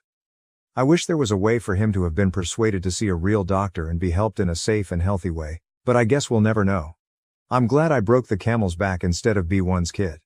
It's likely that things would have been very different and scarier. As you all remember, I kept in touch with B6 after the divorce, but after the suggestion of many of you and several people in my life, I decided to take a step back and distance myself from him. A few months later, B6 reached out to me, asking if I had heard from Ted recently, which I hadn't. He explained that some family issues had come up, though he didn't go into details, and that many of them had tried to reach Ted but hadn't been able to. He told me he was worried and that he was planning to come to our city to check on him, asking me to let him know if I heard anything. I knew Ted had been deliberately keeping his family at a distance, including B6, so it didn't really surprise me that they hadn't heard from him. But to give credit where it's due, it's not like Ted to completely ignore his family. I sent him a message letting him know that B6 had contacted me looking for him, but I didn't get a reply. By that point, Ted and I had already distanced ourselves from each other, as had been suggested repeatedly in my previous updates, so it wasn't alarming when he didn't respond, though I noticed he did read my message. That was about 2 weeks ago. Now B6 tells me he's in town and wants to meet up with me. I said yes because I missed him and asked him to join me for dinner at a new place I thought he'd like. He said no, just coffee. That was strange because B6 loves food and always says yes to new places. But I thought he was only in town for a few days and wanted to spend more time with Ted. We met in my park, and he really did look rough. That one time I took a step back and felt that dread you get when you know someone is going to tell you bad news. To be honest, I thought he was going to say that Ash was back in town, but he looked like he was about to give up. He told me that some more family news had come to light. I wasn't really interested, so I didn't ask for more information. I am sorry that I am not able to give you more hot news, which I know you all like. As he checked on Ted, he saw that he was getting worse. Ted only drank a little sometimes for fun and special events, but by the time he got home at 10 a.m. on a Saturday, he was fully drunk. Ted's brother, who is a doctor and is single, stayed with him, woke him up, and eventually, on Sunday, told him what was going on with his family. Ted's brother, who is a doctor and is single, left to get his things from the hotel and came back to find Ted unable to speak or do anything. Ted had to stay in the hospital for a while after his brother called 911. It seems like Ted had been on a self-destructive bender for some time. I'm not sure if something specific triggered this or if everything that had been happening to him over the past 2 years finally caught up with him. When I told my therapist about it, she said that made sense and might also help explain the breakup. Maybe I'm just trying to figure out why he divorced me after all this time, but that makes sense to me because I know Ted so well. He's always been a great defender. I guess he learned that early on by taking care of Ash. He's the kind of guy who will watch a girl's drink at a bar and always checks on a child who isn't with an adult. He also likes to be in charge, which makes him anxious most of the time. He plans things very well, but it's hard for him when things don't go as planned. It sometimes makes him stiff, but it also makes him so consistent, which are all things I loved about him. He always said sorry for not being able to defend me and putting me in danger during all of our conversations before the divorce. I thought I had reassured him that it wasn't his fault, but I guess he was never convinced. He was also coming to terms with the fact that his family wasn't as nice as he thought. He realized that he had contributed to ignoring the family's bad behavior as a child.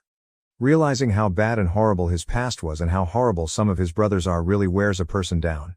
He had to deal with his own pain, the immense guilt he felt, and the feeling that he had no control over anything. Ted did go to a rehab center for a while. He wrote me emails but wouldn't let me visit. The feelings I had while reading them were too private to share with you, but they made me cry. The first few were sorry for making me worry and telling me that he was okay. The next few were rambling, and that includes me, but the last few were really great. It was very interesting to see him change from being very nice and sorry to being the same man I fell in love with. Watching him understand things I'd been saying for years and seeing things I hadn't seen before was also very interesting. I think it helped him in the long run. I agree that writing is the best way to deal with things, which is why I'm here. It helped him get his thoughts in order. Why did he send emails to me instead of a notebook or emails to himself? I have no idea, but I'm not upset. Someone sent him an email where he was mad at everything and everyone. He was angry because everything was wrong, and I felt so much better. It was cool to read that his spark came back. In his first email, he told me not to react, but to just read them and listen. He also said I could delete them if I wanted to, and he would not know. In the angry email, he called me by a nickname he hadn't used in years, since before we got married. That really annoyed me. He was talking about a trip we had taken with some friends and how they broke up in the middle of it and didn't want to go back home because they already paid for everything, but they wouldn't be with each other. We had to split the boys and girls up to do the planned tasks, and he was miserable the whole time. He said something like, "I still don't forgive Alyssa for Venice. The plan was for you and me, not for me and Rag to be on a boat." While there's nothing wrong with the pet name itself, it made me think of all the things I had lost and the good times I had with them. I did not do what he asked and responded to his email anyway. We began to write to each other more because of this. He didn't get mad when I answered, so I'm not sure if that was his whole point or not. We emailed back and forth for a few weeks, and it was nice. When we emailed, we never talked about Ash or his family. I don't know if that's because it didn't come up easily or because he was trying to avoid the subject, but it was nice to just talk to him like we did when we first met. What we used to talk on was Facebook Messenger, and just writing to him made me remember those times. It's silly how much I miss and still love him. It was like getting my best friend back through those stupid texts, even though he wasn't my husband anymore. He's now back at his house. Since his brother, who is an engineer, worked from home, his wife and dog stayed with him for a while until he got settled in. He is now taking medication, has more people who care about him, and is doing a lot better. It's great that he stopped cutting people out while still setting healthy limits. He's back in touch with his brother, who is a teacher and researcher, his brother who is an engineer, and his brother who is a doctor, who were always his best friends besides Ash. He hasn't talked to anyone else though. I feel bad for his nibblings because I know he misses them and was close to some of them. Though, yes, that was something he needed. For what it's worth, the brother who is a doctor doesn't talk to anyone either. Besides Ted and Ash, he was always a little distant. I think because he knew, but now that everything is over, he's getting closer to the brother who is a teacher and researcher and the brother who is an engineer. Which is another good thing. I'm not sure what kind of contact the brother who is an engineer and the brother who is a teacher and researcher have with everyone else, but I do know that the brother who is a teacher and researcher is involved in some way. However, he knows and respects Ted's limits and doesn't share information with or about him. Ted and I have seen each other a few times, sometimes at events for friends and other times just to meet up. I can say for sure that he is doing well now. He put on the weight back on, and now his hair is shiny again. His shoulders are straight again, and you can't see his freckles anymore. That means he's been outdoors, which is good. He went on leave of absence and then went back to work last week. I can tell that it gives him a lot of meaning. I can see how that time was extra itchy for him because he could never sit still. We did go to a rescue in the end, and he got an old cat. I think his name is Socks because his paws are white. He loves people a lot, and is a great cat. He also doesn't have many teeth left. Ted has been trying to change his name to Macbeth, but he doesn't like it. Ted's argument is that he doesn't answer Socks either, so maybe he will be successful. Torella was thrilled to see Ted when I took her to see them. She didn't like Macbeth because she doesn't like animals that are bigger than her. Living back with my parents has been an unexpected twist, but I'm making the best of it. 2022 was particularly rough for those of us on the East Coast, with 2 hurricanes hitting my town. My apartment flooded during one of the state of emergencies, and even though my dad always invites us to stay with them during storms, so Tortilla and I were safe, it still sucked. It almost felt like the universe or some kind of divine intervention was at play, especially considering the 2 pairs of shoes I had kept, the ones with all the memories attached to them, were completely ruined. I tried everything, even consulted professionals, but there was no saving them. Of course, it wasn't just the shoes. Half of my belongings had to be replaced, and many other sentimental items were lost. But you all know how much those shoes meant to me, even if they were practically a biohazard. My apartment took quite a beating. The floors had to be ripped out due to water damage, and by the time we got in to assess the damage, it was already rotting and molding underneath. It was a significant investment to fix everything, and I ended up having to replace almost all of my appliances, including my beloved robot mop, and most of my furniture. For the record, I did use sandbags, but they just weren't enough against the storm. Insurance covered part of the repairs, but as anyone who's gone through the claims process knows, it's rarely enough. After weighing my options, I decided the best course was to fix what I could and sell the apartment. Moving has never been something I enjoyed, but this time it felt especially depressing. Packing up my life into just a few boxes was a stark contrast to when I first left for college. I had so much more with me then. So for now, I'm staying with my parents. It's a little frustrating, but I'm grateful to be here. The house feels a bit empty since the last of my sisters moved away to college, leaving it quiet except for the cats running around. But, honestly, cats are great company. I'm in the process of closing on a new apartment in a high-rise, so hopefully, I won't have to deal with flooding again. I'll miss my old park, but the new place has a fantastic location with everything I need close by. I could even bike to work if I wanted to, but I'd have to learn how to ride a bike first. Growing up, my dad was overprotective and was convinced we'd get hurt if we tried to ride one, so I never learned. I'm not sure if I'm too old to learn now, but I'm willing to swallow my pride and try with training wheels if I have to. The new apartment has much bigger windows, which means lots of sunny patches for Tortilla to enjoy. I had plans to build a catio at my old place since I had a small terrace, but the new place has a balcony, which seems a little too risky for that kind of setup. So that's where life is at the moment. I've been focusing on work and spending time with my parents. I've also booked a trip for March, which will be my first time traveling alone. I'm a bit nervous since I've never planned a trip by myself before. Ted was always the great planner, but I suppose that's part of the adventure. I've been taking classes to learn the language of the country I'm visiting, so we'll see how much I've actually picked up. I want to talk about something important that made me write this post and pick the title. I didn't put it in the summary because I didn't think it was necessary for people who don't want to read my thoughts to know all the details.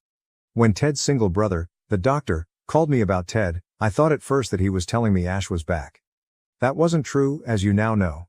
There was a letter for me at my folks' house while Ted was getting help. It came from Ash. I didn't feel afraid for the first time in the 2 years since the Peace Saga. I read it. I'm not sure if it was because I'd been getting Ted's emails or because I've been getting better, thanks to my therapist, who really should charge me more but turned down a raise when I offered it, saying that's not how it works. Ash said sorry. I hadn't even known some of the things he did to me were microaggressions until he admitted them. He also admitted to doing many things that had always bothered me. He just said sorry and didn't try to explain anything. He also said some other things that both surprised and didn't surprise you. Some of you had already guessed some of them. It seemed like the letter was a bit disorganized and hurried, but I get it. He told Ted he was sorry for hurting him and that he probably knew his pain better than anyone else. He also admitted that he had hurt Ted so badly that he would never be in Ted's life again. After everything he had done, he said that if he couldn't help Ted, he could at least make up for it with me by admitting his mistakes. He did it as a small way to say sorry to Ted, even if Ted never knew about it. One line that stood out to me was when he said, "I'm sorry I ruined your marriage, but I don't think I ruined your life. Ted would not have chosen you if you weren't resilient." He also thanked me for trying. I had really tried at first to be friends with him, but after the incident that was obviously a big no. He admitted he had given up on people, except for Ted, trying to connect with him, and he regretted that he never gave me a chance. He confessed he was jealous that I brought Ted happiness in ways he couldn't, and he regretted that because of him, Ted had lost that. I think it was his way of trying to ease the guilt he felt about hurting the person he cared about most while still respecting his boundaries in a way. Of course, he had disrespected mine, but I understand what he was trying to do. I haven't told Ted about the letter, and I don't think I will. I did tell Ted's brother, the doctor who's single, and although he was furious at first, he eventually understood and accepted it. He told me it was up to me whether I shared it with Ted or not. He didn't think it would cause much harm but also didn't see it helping anything. He advised that if I ever felt compelled to tell or show Ted the letter, I should wait until Ted was in a better place and maybe discuss it with his therapist, or bring it up in therapy. Another Christmas has passed, and this time I did spend it with my family. My sisters are the best, and to mark important events in my life, they each bought me a pair of shoes. It was an empty shoebox to stand for the new shoes I need to buy for this new beginning. I cried most of Christmas morning because it was the most meaningful gift I've ever received. I saw Ted on the first day of the year. We both went to a party at a friend's house and had a great time. We didn't plan to spend the whole time together, but we often got lost in our own thoughts and laughed together without being rude to anyone else. He sat down next to me and put his head on my shoulder at midnight. I was sitting in the back, away from the couples. There was a nice quiet while everyone else rang in the new year. It's wonderful to have Ted back as a friend. I love him still. I most likely always will. It does not work for me to get him out of my system, even though I stay away from him, don't talk to him, and sleep with someone else. I'm not sure if he's my match and we'll always be drawn to each other, or if it's just because we've been together for so long and it's easy and comfortable. I love him though. He was a different man before, now and in the past. There is no one I love more. To be honest, I think I'll love the person he becomes every day after. I'm not going to give up on him. Even if I have to. I'd rather keep him as a friend than keep pushing him away when I'm more than happy to have him around. He makes me happy and I deserve it. Is that really wrong? Most of you keep telling me to let him go because he did me a favor and we should stop talking to each other, but I miss him. I might become stupid, but hey, I'll be stupid and happy.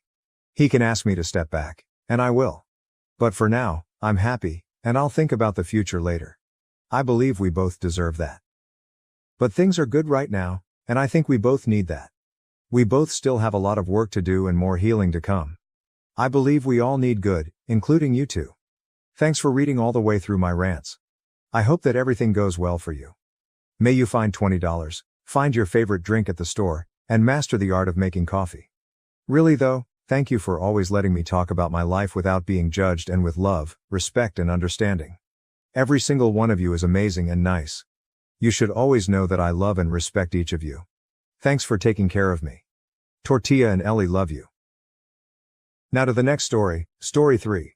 She thought bringing her affair partner to our kids' party would be fine, but I made sure she regretted every moment of that decision. Hello, I've been following stories on this platform for a while, trying to make sense of the infidelity I'm currently experiencing. To give a bit of background, my wife and I have been married for 8 years, though we've been together for a few more years beyond that, and we have 2 small children. This year has been particularly challenging for us, and we've had our share of arguments. However, I never imagined that any of these issues would lead my wife to cheat on me. Lately, I've noticed her becoming distant and uncommunicative, so I decided to address it one evening. During our conversation, she revealed that she wasn't happy anymore and felt that the spark between us was gone. Initially, I blamed myself, thinking that I hadn't been attentive enough as a husband, which is something I genuinely struggled with. However, the following day I discovered a suspiciously affectionate message on her phone. When I looked further, I found that she had been messaging another man for quite some time, with exchanges full of "I love you" and discussions about a future together. I was absolutely fucking devastated. Following the advice I found in many discussions here, I didn't talk to her right away. As an alternative, I took the time to learn more, talk to a few lawyers, one of whom I've now hired, and focus on clearing my thoughts. A few days ago, I approached my wife calmly and asked if she was having an affair. After a few minutes of hesitation, she admitted to everything. To summarize, the affair had been going on for 6 months, and she claimed it was the deepest emotional connection she had ever experienced. I call bullshit on that, but I digress. I laid out a list of boundaries, including cutting off all contact with the other man and attending marriage counseling, among other things. What really made me doubt the possibility of reconciliation was her intense anger when I asked her to sever all ties with him, especially when I insisted she do it in front of me. She even asked to meet him one last time for closure. I stood firm and told her that if he was so important, she should pack her bags and go live with him. She eventually backed down, but not before calling me a controlling asshole. She sent a text this morning, which she showed me, but my instincts tell me she'll find another way to communicate with him. At this point, I don't see much hope for us, and honestly, I'm not even sure I want to try anymore. The only reason I'm considering giving it one last shot is so that I can look my kids in the eye in 20 years and say that I at least tried. We have a marriage counseling session scheduled for tomorrow, but I'm seriously contemplating filing for divorce before wasting any more time or emotional energy. I'm hesitant to move too quickly because of the kids, but is this the right approach? Update 1. The past few weeks have been incredibly challenging, to say the least. However, they have also provided me with a great deal of time for deep reflection and introspection. To update from my previous post, my wife and I did attend counseling sessions following the initial confrontation. I must admit that this particular counselor has been remarkably effective in listening to both sides without assigning blame. The therapist has guided us through this new reality and helped identify some structural issues within our relationship. Although these issues do not justify my wife's behavior, it has been somewhat enlightening to understand them in the context of avoiding similar mistakes in any future relationships. As I mentioned earlier, my wife's initial response to my boundary of cutting off contact with the affair partner seemed to be ignored.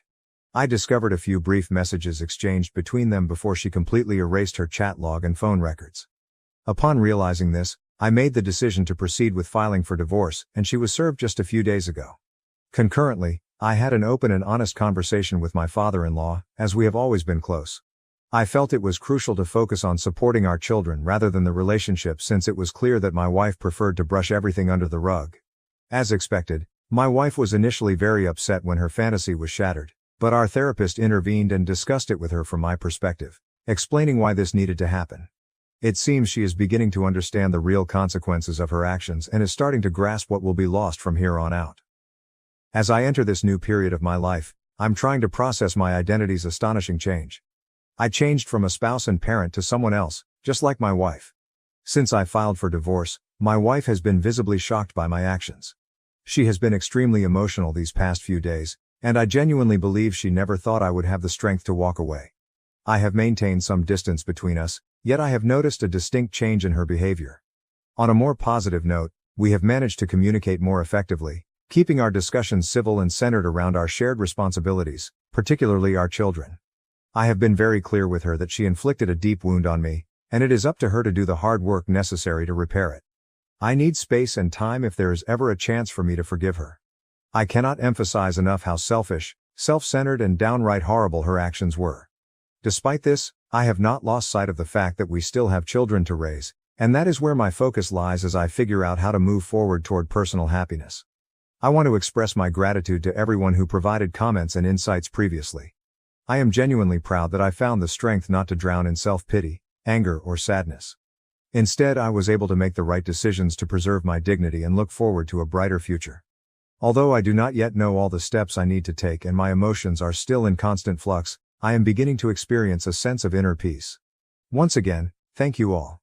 Small update. I am now in the part after serving my sentence and am working closely with my lawyer. What I want to know is if anyone here used the affair fog to get better divorce terms, and if so, how did you do it? My STBXW is clearly deep in the fog, but she can still see and talk to AP. I haven't worried her about it yet because it's a good distraction. What did people agree on that they didn't expect? If you have any tips on how to get through this time and keep her off balance, that would be great. Besides Grey Rock and 180, I've been going out much less often and not telling anyone what I'm doing. Update. Advice on maintaining a Grey Rock strategy during divorce proceedings. Hello everyone. The current situation in my life has been talked about in a few threads, but to give you a quick rundown, my wife cheated on me, I found out, and she told me the standard "I love you but I'm not in love with you" line. She then said that her affair partner was the deepest emotional connection she's ever had, which I thought was BS. After uncovering the full extent of her lies and manipulation, I decided to serve her with divorce papers, and now here we are, a few weeks into the post-serving phase. Due to the circumstances, we still have to live together temporarily, as I want to maximize the time I can spend with my children. I've moved into a separate room, which has allowed me to start establishing some much-needed emotional distance. To cope with the situation, I've implemented the Grey Rock technique with my soon-to-be ex-wife, aiming to keep my responses as bland and unengaged as possible. This helps to minimize any unnecessary drama or conflict. However, I do have to feign some interest during discussions, especially when the kids are around, because they're still quite young and sensitive to the tension in the house. I've also been deliberately making myself less available in the evenings, choosing instead to spend time with friends, focus on working out, or engage in other activities that keep me out of the house. I'm seeking any additional advice on how to navigate this delicate situation. It's hard because I want to keep good relationships with my kids and have even put up with family dinners and other activities we do together for their sake. But I'm also trying to take care of my own mental and emotional health. Are there any other do's and don'ts that could help me manage this process more effectively? Update 2. For those who don't know the story, I've written a few posts about it. Wife cheated, strongest emotional connection ever, love you but not in love, etc. As of now, it's been just over 1.5 months since D-Day and I'm working like crazy to move on. This post isn't meant to give you any new information. I can only say that the process is still going on and that I will let you know when it's time, which will probably be a while from now. If you've been through the process, please share any good tips, lessons learned, things you would have done differently, or news that would be helpful.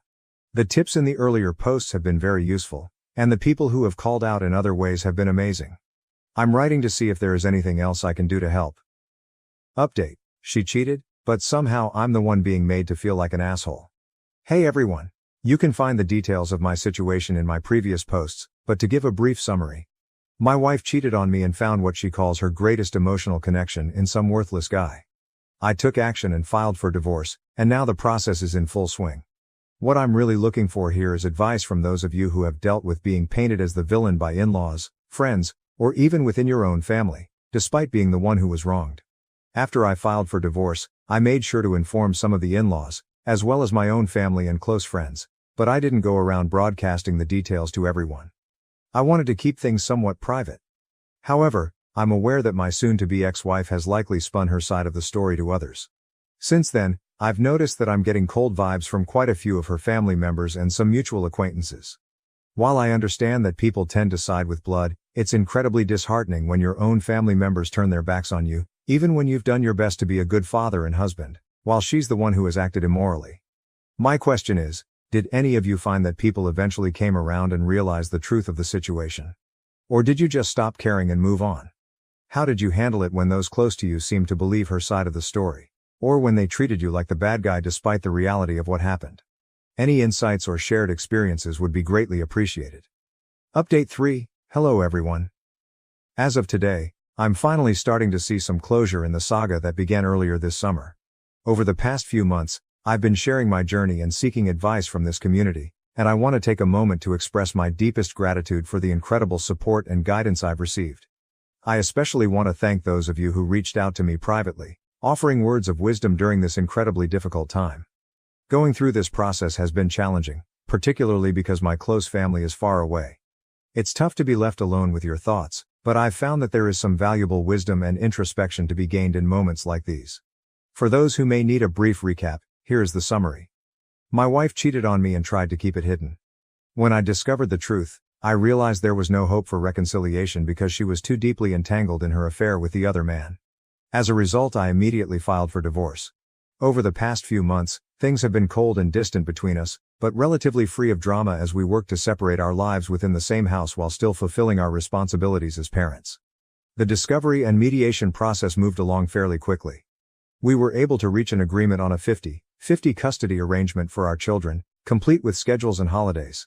Since we live in a no-fault state, the division of assets followed the legal guidelines, with some room for negotiation.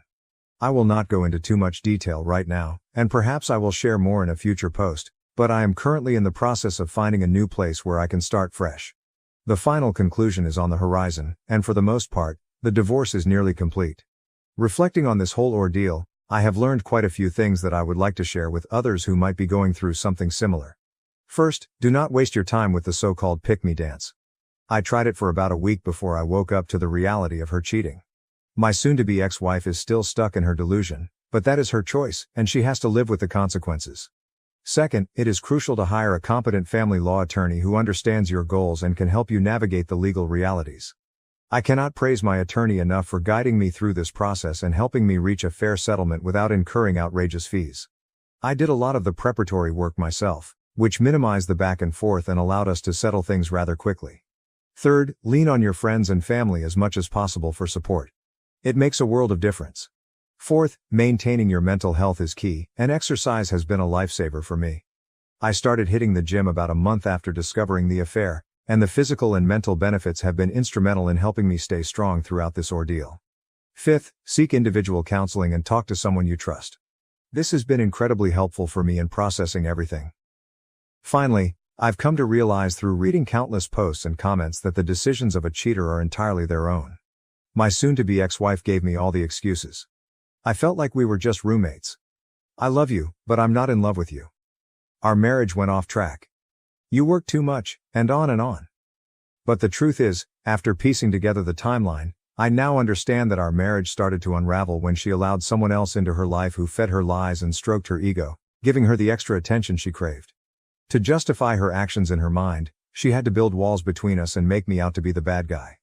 Sure, she might have been stressed from the demands of raising kids, managing daily life, and sustaining a long-term marriage, but turning to someone who has already been through 2 divorces and has no moral compass was entirely her choice, and it was a recipe for disaster. What's next? The last part of my soon-to-be ex-wife's affair is still in writing, but I think that bad decisions always have bad results. That's all I have to say about it for now. I want to thank everyone who has helped me through this from the bottom of my heart. I still have a lot of work to do, but I'm also excited about all the new experiences that this next part of my life will bring. I hope I can help someone else in the future. Please don't be afraid to ask for help if anyone here needs it. I'm here for you. Update. Has your ex tried to stay involved in your life even after the divorce? I have a question for the group. My post history provides the details of what I call the greatest emotional connection love story ever.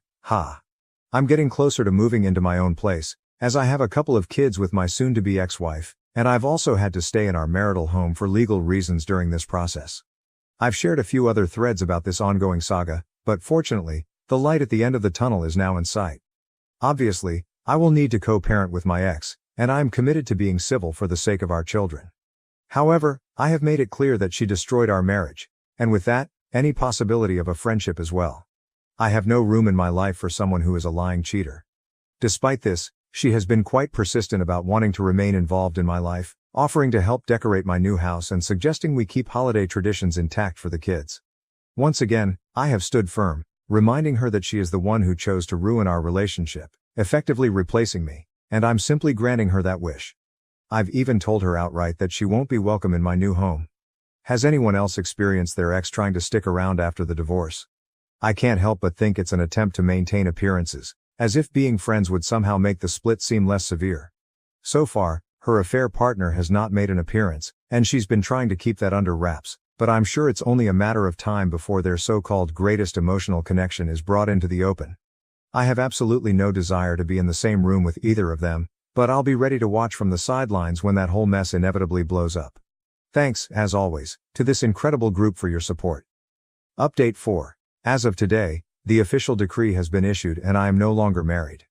I also picked up the keys to my new house and will begin the moving process as soon as possible. I opted for a buyout because I felt it was best to start fresh in a place of my own, where I can create new memories. I'm delighted to report that I was really fortunate to find a well-kept house with a large fenced-in backyard, a wood fire pit, a roomy garage, and a prime position just a minute from my existing residence. The property even backs up to a nature preserve, which is perfect for me as an avid outdoorsman and hiker. It gives me direct access to my own little paradise. Some might wonder why I chose to stay so close. The answer is simple. I want to be near my kids because they need to know their dad is close by whenever they need me. Following the advice of this community, I kept my focus on what truly matters, started a workout program, and also dived headfirst into a new career opportunity, which has already paid off in a big way. I haven't spent time worrying about the past or seeking out a new relationship. Instead, I plan to enjoy the single life for a while. My priority is my 2 young kids, and I am fully committed to focusing on them and my personal growth. As for my ex and her affair partner, I've reached a point where I can honestly let go of that mess. Whatever happens between them will happen, and it's no longer my concern. As someone wisely pointed out, when you end up with someone who cheated on their spouse, you're getting someone who is capable of cheating on their spouse. I know I did my best as a husband and father, and now it's time for someone else to appreciate what I have to offer. I want to extend my thanks to everyone who has sent me messages, offered advice, well wishes, and more. My life has depended on this support during these past few months when I didn't have many people nearby to lean on. For those who are just starting down this difficult path, please keep putting one foot in front of the other and take it day by day. I'm not claiming to be an expert in life, but I'm always here if anyone needs someone to talk to. Good luck, y'all. Update. After getting divorced, a lot of big things have happened in my life, mostly good things. I'll have a report on my life soon.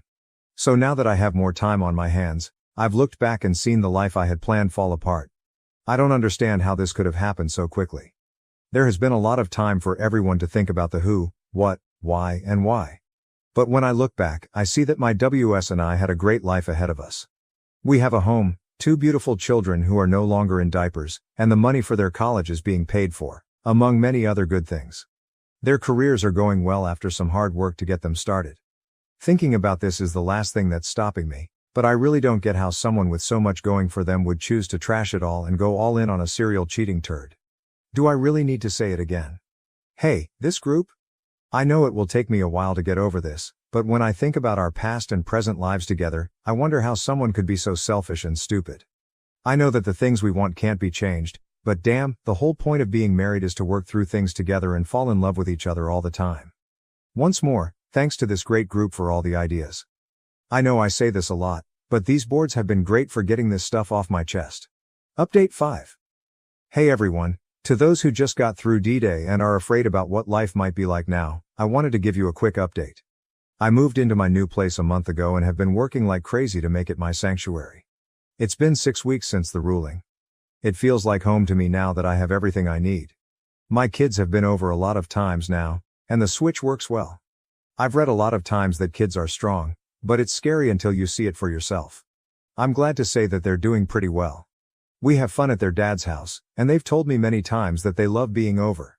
For me, having more freedom has been strange at first, but making to-do lists and setting daily, weekly, and long-term goals has helped a lot. I used to be sad, but being busy takes that away. Right now, I'm only thinking about how to improve myself. I've thought about getting back into the scene, but I really don't want to. Instead, I'm focusing on home improvement, exercise, and my kids. Someone said on one of my posts that leaving the house was like coming up for air after being underwater. They were right. I'm nice to my cheating ex, but that's it. There's been no sign of the best emotional link AP yet, WTF, but who cares? Just so you know, I sat outside tonight with a cigar and a few beers and enjoyed the peace and quiet of my property. I thought, getting the hell away from the situation my ex put me in was the right thing to do. It is the hardest, most upsetting and most annoying thing in the world, but I think it will get better over time. In the meantime, I had to kick a cheater out. Cheers everyone. Update. Hi all, another update from AC 496 once again. Thank you all, you wonderful people, for the comments and support. It's now month 2 of being on my own. My house is coming together quite nicely. My kids have been doing very well and making memories, and I have some fun trips planned in the near future. As per the usual advice, I have kicked my weight training and diving into the next gear and furnished my home gym with some better equipment and also been hitting the heavy bag very regularly. It must be working because during my monthly therapy session, my counselor told me it was great to see progress in both my mental and physical health. That was a nice little boost that things are going in the right way. I have not bothered to date, as look at this point it's early on and I'm just enjoying the free time, new projects, and time with friends. As the title of the post suggests, has bad luck been falling to bad people? Actually, I don't have a great post ready yet that goes into great depth about how OM and the EXU were destroyed. There is one strange thing though, the best love story ever hasn't been told at all, and OM is still a secret. I wanted to ask, why could this be? Is my ex-wife just playing image management and waiting to reveal all at a time that looks better? But isn't the thrill of the affair dead now that they can't sneak around? I'm no longer around, so I just find it odd. I have a feeling they are still communicating. She makes it obvious she is by hiding her phone still if I'm around during kids' activities. But why? It's like, you wanted this, you snuck around, and claimed this was the most amazing thing ever. Why not blast it out now that the horrible ex-husband is gone? Has this happened to anyone else with their ex and AP? Update 5. Hey everyone, it's almost been 6 months since my split and almost a year since D-Day. Writing this has helped me feel better, but I know that many people have been reading it, responding, contacting me, giving me hope and so on. I've also written this to show the new people who have joined this community that there is another side to the darkness they have entered. Like always, I hope I can help people in need in any small way I can. I'm very grateful for the help I received, and I would always love to return the favor. This is how things are now, 6 months after D-Day. My house is furnished and feels like a home. My kids are used to the schedule and love having friends over. And I've made some new friends in the neighborhood. I'm so grateful that the kids handled this so well. They know that there's dad time and mom time, and they don't complain or cry when they're not here. I'm really into making a crap ton of changes to my house. When I moved in, the house was already filled by an older, divorced man. Some things were left behind, but I see that as a chance to make it my own. Along with that, I set up a home gym with all the equipment I need. I'm now working out and fighting 4 times a week, which is helping my body get back to where it needed to be after this whole thing. At my current job, I also made a big career move and somehow didn't mess anything up. In fact, I got praise for it. I've kept my situation a secret, gotten a raise, and gotten a lot of attention to move up in my job. Yes, I still have problems with my mental health and focusing every day, but I deal with them by going to therapy and working out, and things are getting better. It makes me feel better every day to think about my ex less and less. She's still in dreamland, but I think we do a pretty good job of co-parenting. If she says, let's be friends, I gray rock the heck out of that, but only with kids, and everyone has been nice. I'm sure that everyone who has been following my story has been curious about the story of OM. For now, I can only say that the world's best love story hasn't gone live. However, my kids recently told me that he has been around in a small way. I can't help but laugh because it's been 6 months since D-Day and they're still sneaking around.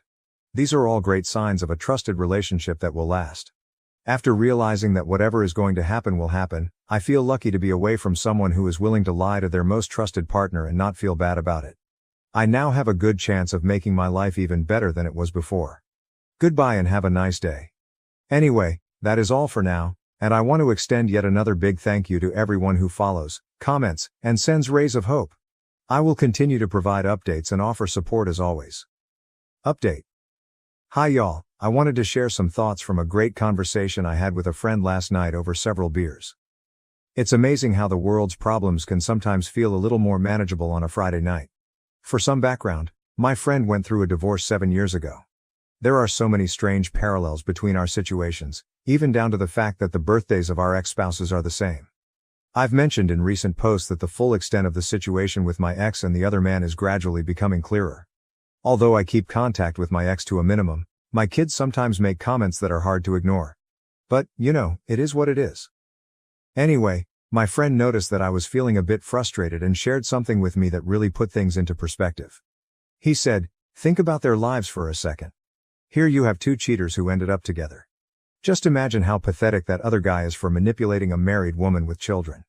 Now consider this, they have to make it work, no matter how miserable it gets. Meanwhile, you or I, if we meet someone and it doesn't go well, we can move on without much fuss. But them? They're stuck. He has to live in the house you built, deal with your kids, and inherit your selfish ex and her in-laws. They have no choice but to make it work, or else they'll look foolish. Can you imagine what kind of hell that must be? But you're free. I spent some time thinking about that this morning, and it really helped me see things differently. What an awful future they have to look forward to. I just wanted to share this perspective and see if anyone else has reached a similar conclusion or witnessed this dynamic in action. As always, thank you all for being such an incredible source of support. You all are amazing. Update 7. The affair partner is invited to my child's birthday. Hi everyone, AC 496 here. I want to start by expressing my sincere gratitude to this wonderful group, as always. I have something on my mind that I need to share. For those who are familiar with my story, I've been making good progress, and I have some significant updates coming soon. I enjoy sharing positive milestones in my journey to help others who are going through similar situations. However, right now, I'm in need of some advice. Here's the situation. My daughter's birthday is coming up this weekend. Last weekend, we had a small party with my family to celebrate. It wasn't anything fancy, but my daughter loved the cake and gifts. This weekend, my ex-wife is having her normal look at how great I am party. It was sent to me, but I just now learned that the other man, the affair partner, is going to be there. Even though I told my ex-wife that this was wrong, she didn't bother to answer. The party is being held at the house that used to be mine, so many of her co-workers, family, and friends will also be there. Many of them knew about the affair. It feels like enemy territory to me.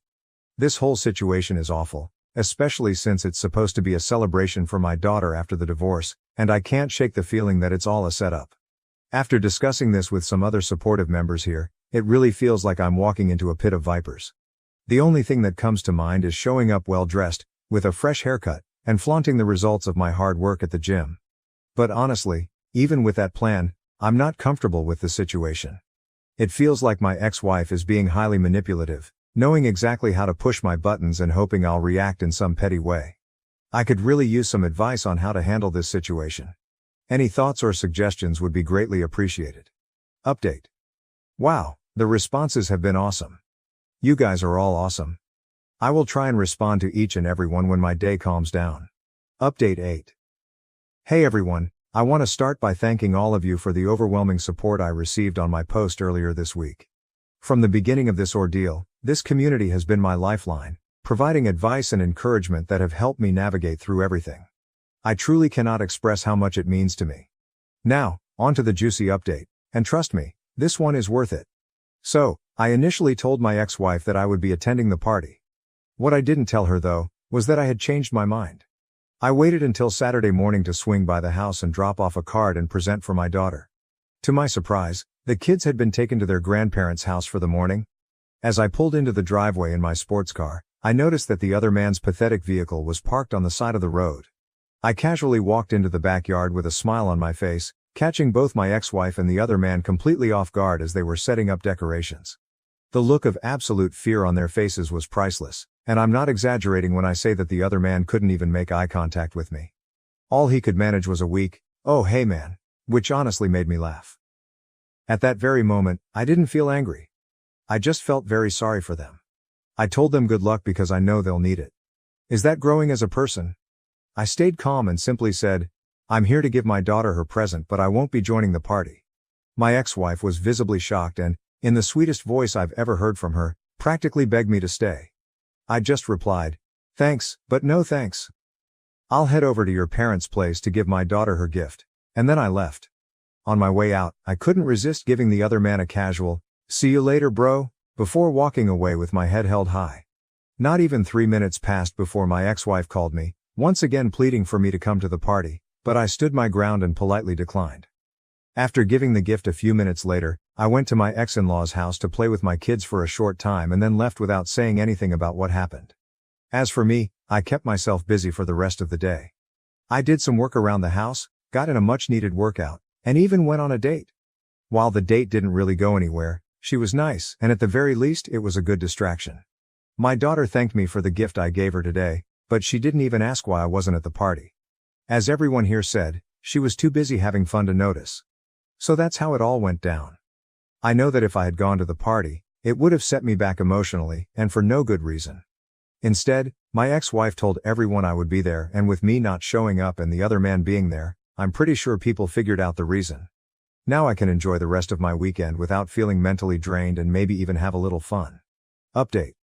Hey everyone, this will be a short but rather amusing update to my previous posts. The amount of support I received was incredible, and I want to thank you all for your advice. I'm still smiling from the clever move I pulled off last week. I've had a really good week since then, so here's a little Friday humor for you. To give you some context, since the day I discovered the affair, those who have been following my journey may recall that my in-laws completely cut me off. I understand family loyalty and all that. However, one member of the extended family has continued to reach out, and we've been hanging out regularly. He is truly a man of character. So on Saturday during the party, I got a text from him that said, "Hey man, let's grab some beers this week. Your presence is missed here." Fast forward to a few days later.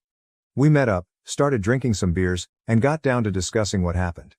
He began by telling me about the awkward mess that the party turned out to be, with people clearly avoiding eye contact and feeling uncomfortable. Apparently, the other man wasn't introduced to anyone, and my ex-wife kept her distance from him during the entire event. Instead, she mostly busied herself with telling him what to do. Meanwhile, my in-laws didn't even bother to talk to him and mostly kept to themselves, looking pretty annoyed. He was clearly out of place and ended up going inside for most of the time, avoiding nearly everyone.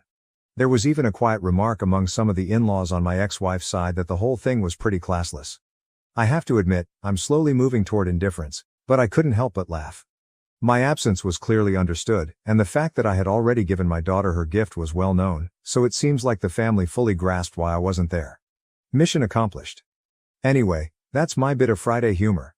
For those of you who are just beginning to navigate your own tough situations, I cannot emphasize enough the importance of taking the high road, acting with dignity and class, and focusing on living your best life. It may not be the most immediately satisfying choice, but much like weight training, the results take time and are absolutely worth it. Happy Friday, y'all. Now, on to the next story, Story 4. My parents told my brother he could have my house, and I should live in the camper in the backyard since I'm single and he has a family. 1 hour story. Post on January 23, 2023, begins in 2020. November 2022. I'll warn everyone here that this is going to be very long.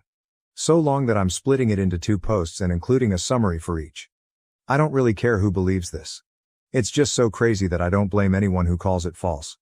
I won't argue about it. But this happened to me.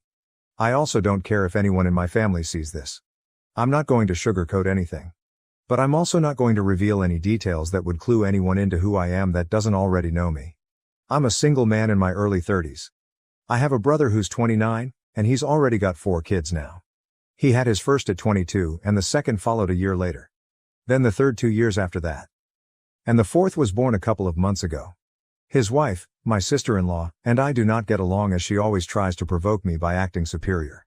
Then she turns into an extreme self-victimizing drama queen if I retaliate in any way. She can cry in an instant and put on a very convincing show to get sympathy from just about anyone. My parents and brother adore her, even though they know exactly how she really is and just don't care. She's very good looking, I'll give her that.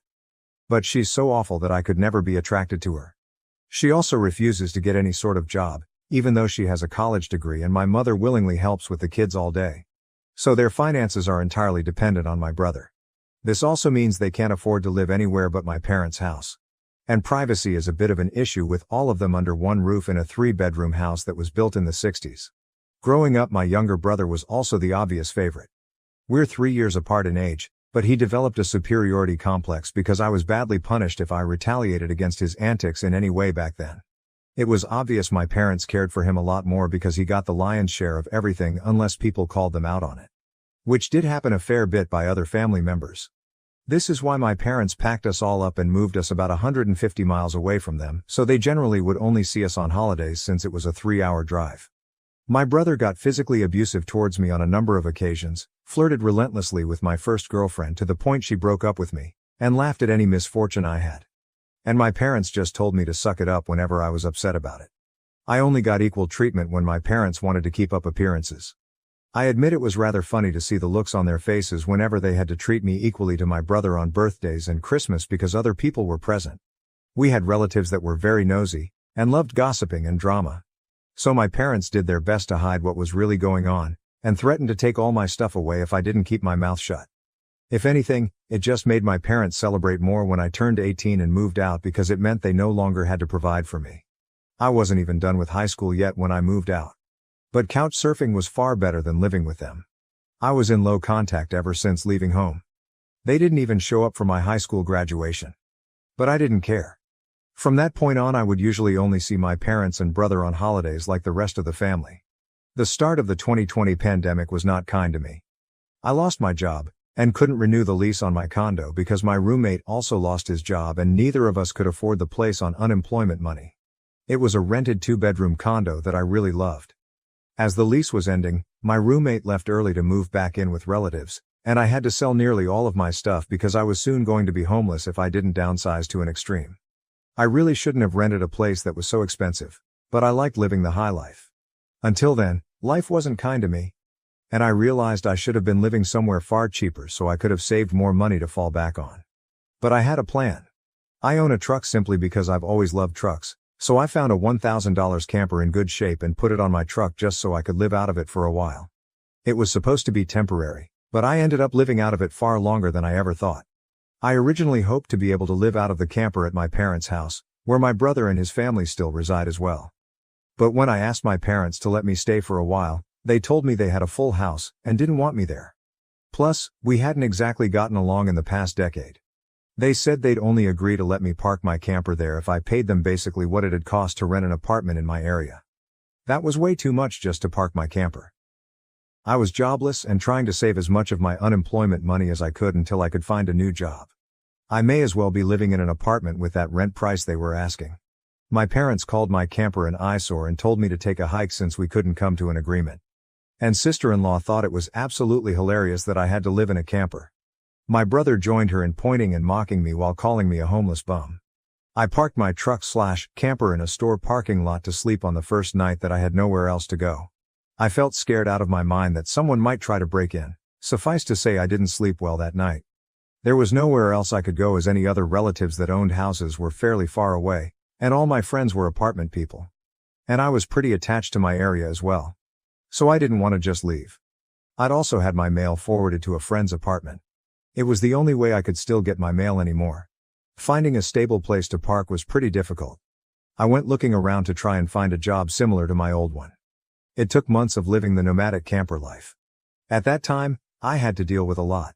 Everything from beggars and drug addicts, to people demanding I leave because my camper was an eyesore. At one point someone who told me to move claimed to be with a homeowners association. I wasn't even parked on a street with houses. And when I questioned what homeowners association, they got incredibly belligerent and threatened me. I moved my camper anyway just to avoid the trouble. To have a steady supply of electricity, I learned to use a long extension cord to plug in anywhere I could to recharge my camper batteries. This meant sneaking around and plugging it into an outside outlet of a random building while parked on a street. I know that's a crummy thing to do. But I had to keep my batteries charged so my refrigerator would stay cold. I had a small solar power bank for recharging my phone. But I didn't have anything like a generator. And generators are noisy and require fuel anyway. So I did what I had to do. After months of living like that, I finally managed to get a new job. I had to move to the neighboring city to find a job that didn't involve retail. I worked retail while in college and promised myself never again. Though I was nearly ready to break that promise. I was still getting unemployment money. But I had no stable place to live while receiving it. And I didn't want to still be jobless when it ran out. Plus I was bored out of my mind. I had little else to do but read, watch movies on a small portable DVD player, use my phone or laptop, and keep note of where I could park and what local public bathrooms I could use. I kind of envy that the Japanese have public bathhouses. We could really use stuff like that over here. When I finally landed a new job, I practically lived in the back lot of the building by the warehouse in old employee parking spaces literally no one else seemed to bother using because they were so far in the back that the area was borderline forgotten. My boss company owner actually liked this arrangement because I was willingly available to take any shift I could get as long as I had enough sleep. He even let me take the camper off my truck and set it up in one of the spaces so I could drive around without it. Not exactly sure if this was legal, but no one bothered us about it. The entire time I lived back there, I didn't have to deal with many trespassers. There were a few, but the security guards escorted them out. I was pretty much on call almost all the time when they needed me, and was working virtually every day of the week. My boss let me plug my camper into the building for power and water, and I paid a small amount of rent by working for free on Sundays when no one else was in the office but the janitor and security guard. Beyond that, I usually had to shower at a friend's apartment, or at my local gym as the camper didn't have a shower in it, and only a portable toilet. And I didn't want to fill it because emptying it is a nasty chore. So I used other bathrooms as often as I could. I had a key to the warehouse, and could go in to use the bathroom there at any hour. I was even on a first-name basis with the night security guard. He's since become one of my closest friends. The camper was easy to heat in the winter with a small electric heater. Summers were not fun though. The camper didn't have air conditioning, so I had to get a used portable air conditioner just to make it bearable. I made a lot of overtime pay and learned some new skills from other employees. Eventually, midway into this year, I landed a better position in the company as a supervisor, and started making a better salary than my old job. That's when I decided I wanted a house. The scare I'd gotten from losing my condo made me realize I needed something much more stable for the long term. I looked around for something close to my work, and just 2 miles away found a 3-bedroom manufactured home on a small property. But I managed to get it for $10,000 less than the asking price somehow. I used nearly my entire savings for a down payment and got approved for a home loan. I finally didn't have to live in a camper anymore. There was enough space for me to back my truck in behind the house to take the camper off to set it up in the backyard. So I put it there as its own little building just in case I want to use it again. When I was fully settled in the house, I was dumb enough to brag about it on my Facebook. My family saw the post, and that's where this mess really starts.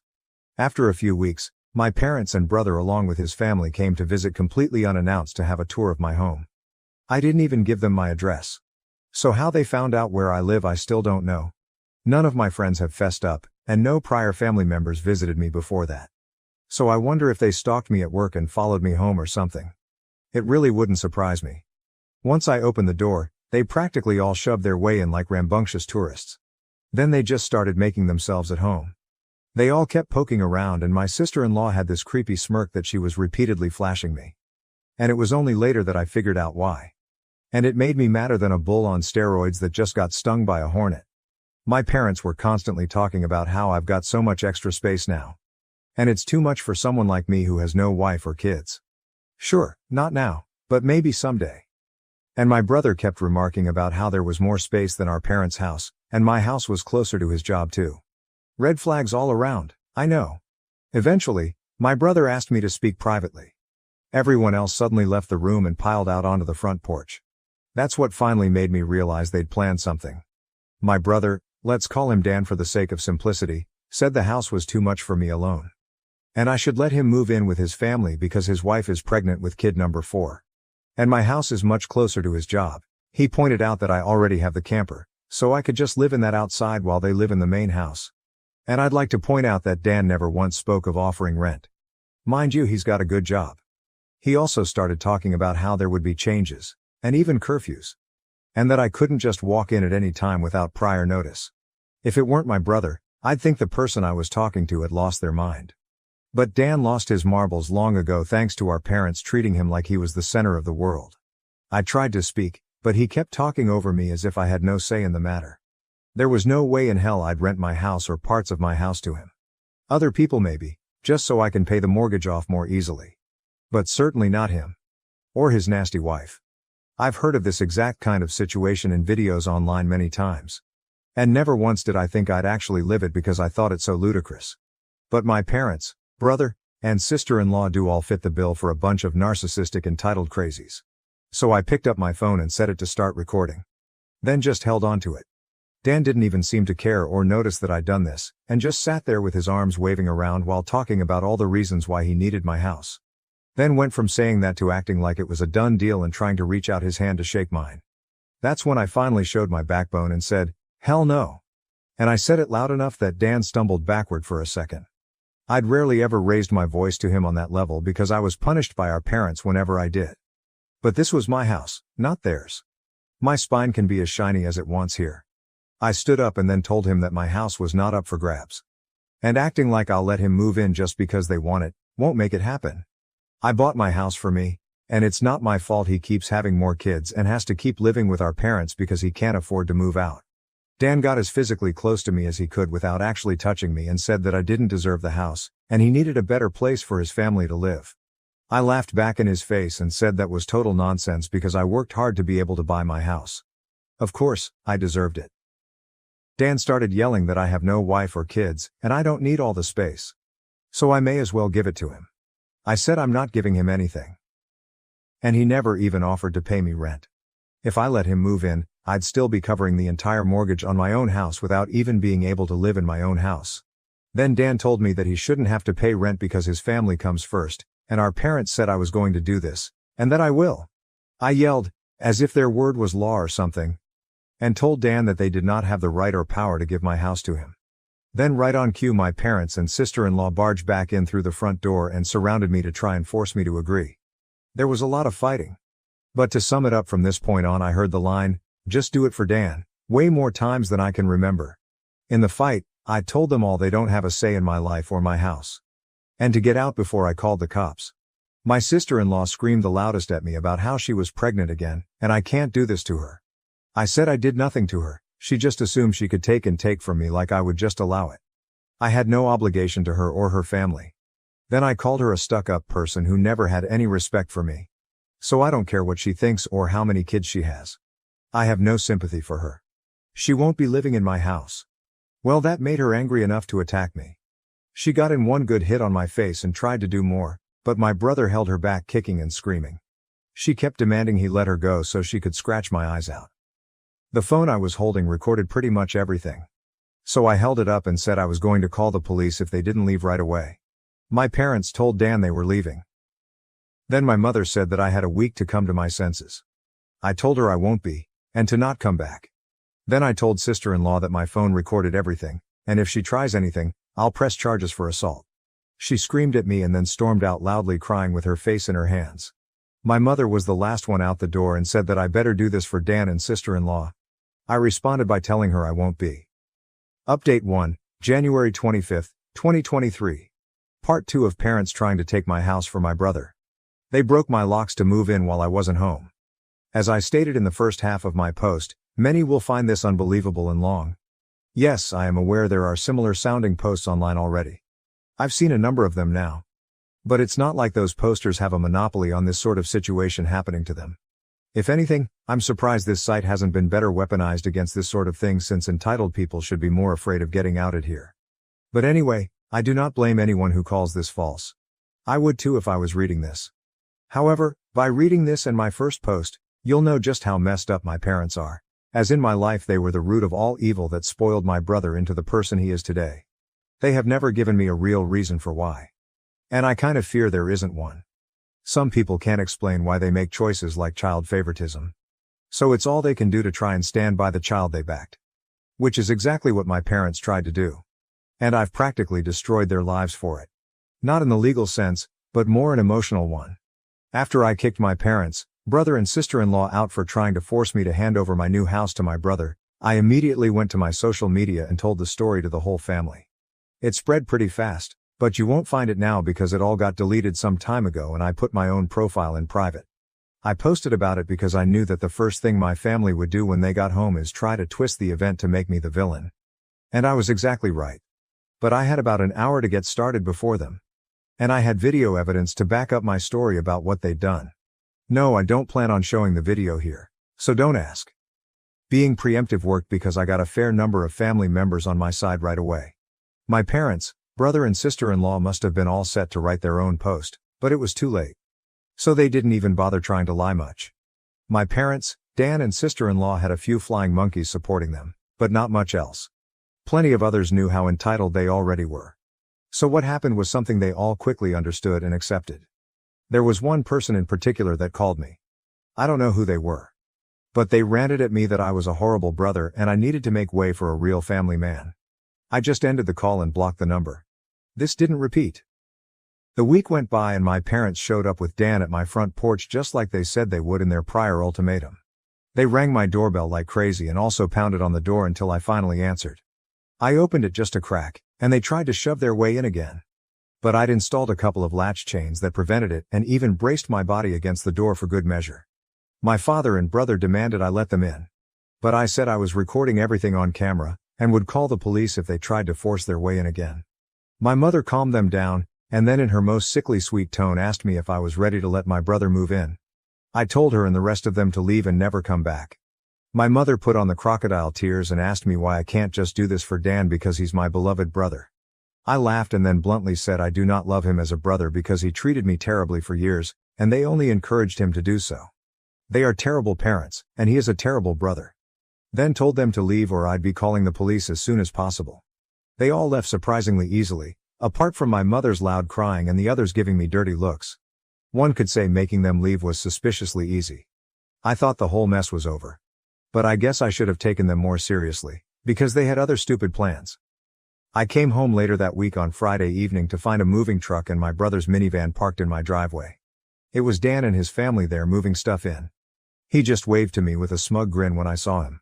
I was furious and told him and the rest of his family to stop. But sister-in-law smugly said to me that like it or not, they were moving in. And then in the most fake way while tilting her head and puckering her lips, she said that it was okay, because my mommy allowed it. And I should always listen to what my mommy tells me. I seethed with rage just hearing those words and looking at her smug face. So I locked myself in my truck to call the cops right away. When they realized what I was doing, sister-in-law started pounding on my window and yelling at me to stop. And that I can't do this to her because she and Dan need the house. And she cried, "Why can't you just do this for Dan?" I responded with, "Forget Dan, it's my house, not his." Then she threatened to scratch the side of my truck unless I stopped calling the police. All of which the 911 operator heard thanks to the window being slightly open. I told sister-in-law if she damaged my truck, I'd sue her. And she was smart enough to retreat. When the police arrived, Dan and sister-in-law along with their kids had locked themselves in my house. I told the cops what had happened, as well as showing them my new driver's license that had my current address on it. Then when we went to my front door, I saw that they'd changed the lock. And the old lock was laying on the porch with the center of it drilled out, and the drill they used was laying right next to it, with a complete Harbor Freight drill bit set. Could they have been any more stupid leaving evidence out like that? I pointed out the broken lock and drill, then gave the police a rundown on all the events that happened prior. Well, I guess Dan called our parents over at some point after I arrived home, because they showed up while I was talking to the cops. My parents immediately lied and started saying that I'd agreed to rent my house to my brother and his family. I said that was an easily provable lie one way or another. So Dan and my sister-in-law finally came out of my house with some papers in hand. They both looked super smug, like they'd somehow outsmarted me. They'd actually drawn up and printed out a fake rental agreement. But my signature was not on it. There was one, but it looked nothing like my handwriting. I don't think any of them have ever actually seen my signature. So that was incredibly stupid on their part. I told my parents and Dan that it was blatant fraud. And if the cops investigated, they'd easily figure that out. And I don't think going to jail and court would do them any good. It could even make Dan lose his job, which is his only means of providing for his family. I also said I would get a lawyer and sue for damages if anything of mine was lost, stolen or broken. And I'd call Child Protective Services too for good measure. Dan went white and looked really scared when I said all that, but my mother got between us and doubled down about how I should just do this for Dan, and live in the camper so they can finally have a family home to themselves. I yelled at her that if she thought it was such a good idea, she could do it for Dan herself and let Dan have her house to himself instead. The cops separated my mother from me and I said I wanted them all out right now or I'll press charges. I stated in a shout about how they drilled out my front door lock to break in, the lease papers were obvious fakes, they badly forged my signature and I have recorded video of my sister-in-law attacking me. Those are felonies I could ruin their lives with if I wanted. And if they didn't leave, that's exactly what I'd do. The only reason I hadn't already was for the sake of Dan's kids. So they have one chance to get out. The moment my parents heard that, I think it finally clicked that they could not force me to do it for Dan. My mother surrendered and said she'd put an end to this. Then she went over to my sister-in-law and spoke with her quietly for a minute while my father spoke to Dan. My sister-in-law instantly started loudly crying and ripping up the fake rental papers into tiny bits and tossing them like confetti, only to have an officer tell them to pick up the bits of paper or he'd cite them for littering. Both of the cops at this point had the "I don't get paid enough for this" looks on their faces.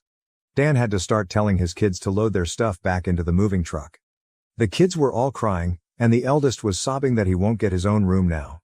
My sister-in-law and Dan gathered their kids up to try and make one last pathetic attempt to guilt me with the sad family routine. You know, where they all gather together in a sort of group hug while all facing one direction. I swear, I think they'd practiced it beforehand. All of the kids had the same pleading look with quivering mouths. My sister-in-law kept rubbing her pregnant belly and tilting her head to look like a sad puppy, and my brother just made the saddest face he possibly could and said, "Please don't do this. We need to be able to live here." But I didn't falter and told them to keep packing. All the kids and my sister-in-law turned the crying up to 11, and Dan yelled at me, "Are you satisfied with yourself? You've denied us a home because you're too selfish to share and help our family." I ended up laughing like a maniac and retorting that what he was trying to do was taking, not sharing. And no amount of crying will make me let his family move in because he's no brother of mine anymore. He's just an entitled person who thinks he can take whatever he wants from me like when we were kids. Dan started cursing at me until the cops told him to cool it or he'd be in cuffs regardless if I wanted to press charges. He sucked in his lips and looked a mix of afraid and supremely pissed off. I asked the cops if they could stick around until my parents, brother and sister-in-law had all left. And they said they had no intention of going anywhere until this had been resolved. In fact, in the next few minutes 2 cops became 4 as more drove in for whatever reason. That gave my parents some extra incentive to get moving. I made Dan give me the keys to the new lock he'd put on my front door, though I got another lock the next day anyway because I didn't know if he had copies of the keys or not. He was really reluctant to hand them over. Then instead of handing them to me, he actually threw them down the street and into a storm drain while saying to go get them myself. But one of the cops scolded him for that and made him go get them. He had to pull the grate off just to get at them. And he got pretty dirty in the process. When he got the keys back, he just grumbled then slammed them down into my hand. I then told them all to leave and never come back. My mother said I'd be disowned for this, as if that were some kind of threat to me. And I voiced that to them. Then in an overly sarcastic way I said something along the lines of, "Oh no, that means I won't get to come to any holidays with you guys where I always get treated terribly by you all anyway. Because Dan has always been your obvious favorite. You treated me so badly when I was growing up that if Dan ever needs an organ donor, I wouldn't give him anything. So do like you always told me to do when I was mistreated by all of you and suck it up." My parents were floored after I said all of that. And the quartet of cops were looking pretty judgmental at them as well. I tell you, if you want to put nasty parents like mine on the spot, confront them in front of cops. Because they'll likely not try anything really stupid then. My mother just started crying and walking away. My father just stood there looking like he wanted to hit me. And Dan just held his kids in defeat. Oh, and my sister-in-law was off having a tantrum in my front lawn. Soon enough they all formed a line handing out boxes and got their stuff out of my house. Nothing had been unpacked yet. So it all was taken out pretty quickly. But while doing it, My mother kept saying it wasn't too late, and I could still do it for Dan several times. Each time trying to bargain more and more to try to make me change my mind. She said that Dan could pay me rent if I let them stay. And when that didn't work, she said I could move back in with them to let Dan rent my house so I wouldn't have to share the building. I told her to shut up and keep packing boxes because I don't want Dan or his family around. I don't want his money, and I certainly don't want to live with him or my parents ever again after the way they treated me when I was a kid. Making a deal with my parents would be like making a deal with the devil to me. My sister-in-law ended up having another tantrum after hearing that and threw a box down, then sat on the ground to have a pity party because she didn't want to go back to sharing a house with my parents. And she just sat looking angry and sad there until everyone else was finished. She didn't even want to get up when it was time to leave. They finally got everything out of the house and into the truck. So before they left, I laid into my parents one last time about all of the stuff they put me through growing up. And with 4 cops being right there, they couldn't do much other than stand there and take it for once. I called them out on so many things that happened. And even pointed out how they couldn't just do something nice for me. Like letting me stay over with my camper when I was homeless and trying to get back on my feet. How they let Dan and my sister-in-law ridicule me and call me a bum. Well, who's the bum now? They wanted to kick me out of my own house so Dan could stay in it free of charge. Yet when I needed a place to go they wanted to gouge me for more than I could afford just to park my camper when they knew I was out of the job. There were more extremely judgmental stares from the cops when I said all of that. So I put my parents on the spot one more time and asked them what I ever did other than being born to deserve being treated so badly. Because when I finally have a bit of success in life, they want to snatch it away from me for their favorite child since they'd rather I give everything to Dan, and have nothing for myself. I bought my house using the money that I earned. I owed them nothing, and I won't be asking anything from them ever again. Because clearly I will never be anything more than a doormat or a cash cow in their eyes. I got no answers from them. They just stood there looking like fish out of water. So I continued ranting and asked them what in God's name made them think they were such good parents after all of that. My father was beet red. But more from embarrassment than anger this time. And my mother was crying that she was a horrible person. I bluntly agreed that she is a horrible person. They all are. And I bet they'll go to hell for it too. They were awful people, and they all knew it. But if I'd called them out on all this stuff in private instead of in public, they'd just get mad at me and still act like I'm in the wrong. They'd just kept up the denial for so long that it became a part of who they are. My mother buried her face in my father's jacket to cry. And my father looked more defeated than I've ever seen him. Dan and his family avoided me entirely as they finished putting everything back in the moving truck. I made sure nothing of mine was stolen. Not that I'd had a chance to get much furniture yet. I was lucky to even have a couch at that time. They all got back in their vehicles, and my sister-in-law just stood staring at me with malice until my brother finally got her to drive the minivan home. And as soon as they were all gone, I got back online again and spilled the beans about what happened. My parents were too embarrassed to even try and defend their actions this time. And while the family was somewhat split before this incident, it was now a landslide in my favor. Nearly all of the family has sided with me after this incident. And those who haven't simply aren't siding with anybody. No matter how much my parents previously tried the "we did it for Dan" line, no one listened anymore. So any remaining familial support they had is now gone. Many in the family who I expected wouldn't side with me, did. That includes the former flying monkeys. So I guess they've finally had enough. Around that time I offered to host half the family next Christmas Eve in my new house. My parents were not invited. Surprisingly, I wasn't blocked on my brother and sister-in-law's profiles. And I saw my sister-in-law had her 4th baby in early November. They are still living with my parents. I'm pretty sure they knew I was watching, because my sister-in-law kept making passive-aggressive posts every couple of weeks or so about not having enough space while living with my parents. Probably to see if she can still guilt me. And I'm sure it's driving my mother and father up the wall because they aren't getting any peace and quiet in their old age with 3 rowdy, obnoxious kids, a mentally unstable sister-in-law, my golden child brother, and a newborn baby in the house all at once. Perhaps they could move into a camper in their own backyard and let Dan take over their house completely. They might get some peace then. Yeah, they could do that for Dan. There was supposed to be more. But this post got way too long. So I'll be posting part 3 later. Update 2, January 30th, 2023. November 2022, just after Christmas 2022. My parents, brother, and sister-in-law showed up to Christmas at my house when they knew they were unwelcome. I was trying to keep things to 2 posts. But I realized while compiling everything that part 2 was just too long. So I've divided it into part 3, For those who commented en masse to get cameras, I will when I can afford it. I am still in financial recovery from buying a house last year. And as far as I know, good cameras need a decent computer to record to. And I do not have anything more than a 3-year-old laptop that runs Windows 10. Yes, I am aware of doorbell cameras. That will be the first kind I get. For those who kept saying that I should have just gotten my brother and sister-in-law arrested, the only reason I did not was because they are parents. Their kids need them. And if Dan was arrested, he would likely lose his job. And without that, his family has no money. And my sister-in-law has a baby who is only months old right now. Neither of them need to end up in jail, but you do not need jail for revenge. Police can help, yes. But I got payback without filing a police report. Would I be this merciful again? More than likely not. And they know it. I decided to wait on making an account and posting until after the new year, just in case more stuff happened. And it did. As previous readers know, my sister-in-law was making passive-aggressive posts on social media that were obviously directed at me. Especially after my sister-in-law had her 4th baby in November. She was posting the same repetitive nonsense over and over again. She just found semi-clever ways of rewarding it. But she pretty much kept regurgitating that she was tired of living with my parents, that there is not enough space, she needs her own house, blah blah blah. I know I sound dismissive. But live through what I have with these people and you would be ready to sarcastically play tiny violins in front of them too. They are just that bad. And since I waited until January to make an account, more happened just like I thought. I stated before that I had invited half the family for a Christmas Eve party at my house.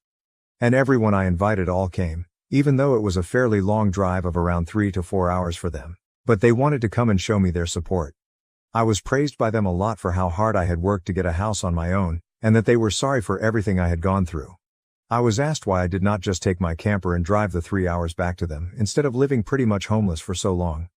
And I had to sheepishly admit that I was very attached to living around here, and I had my best employment opportunities in this area.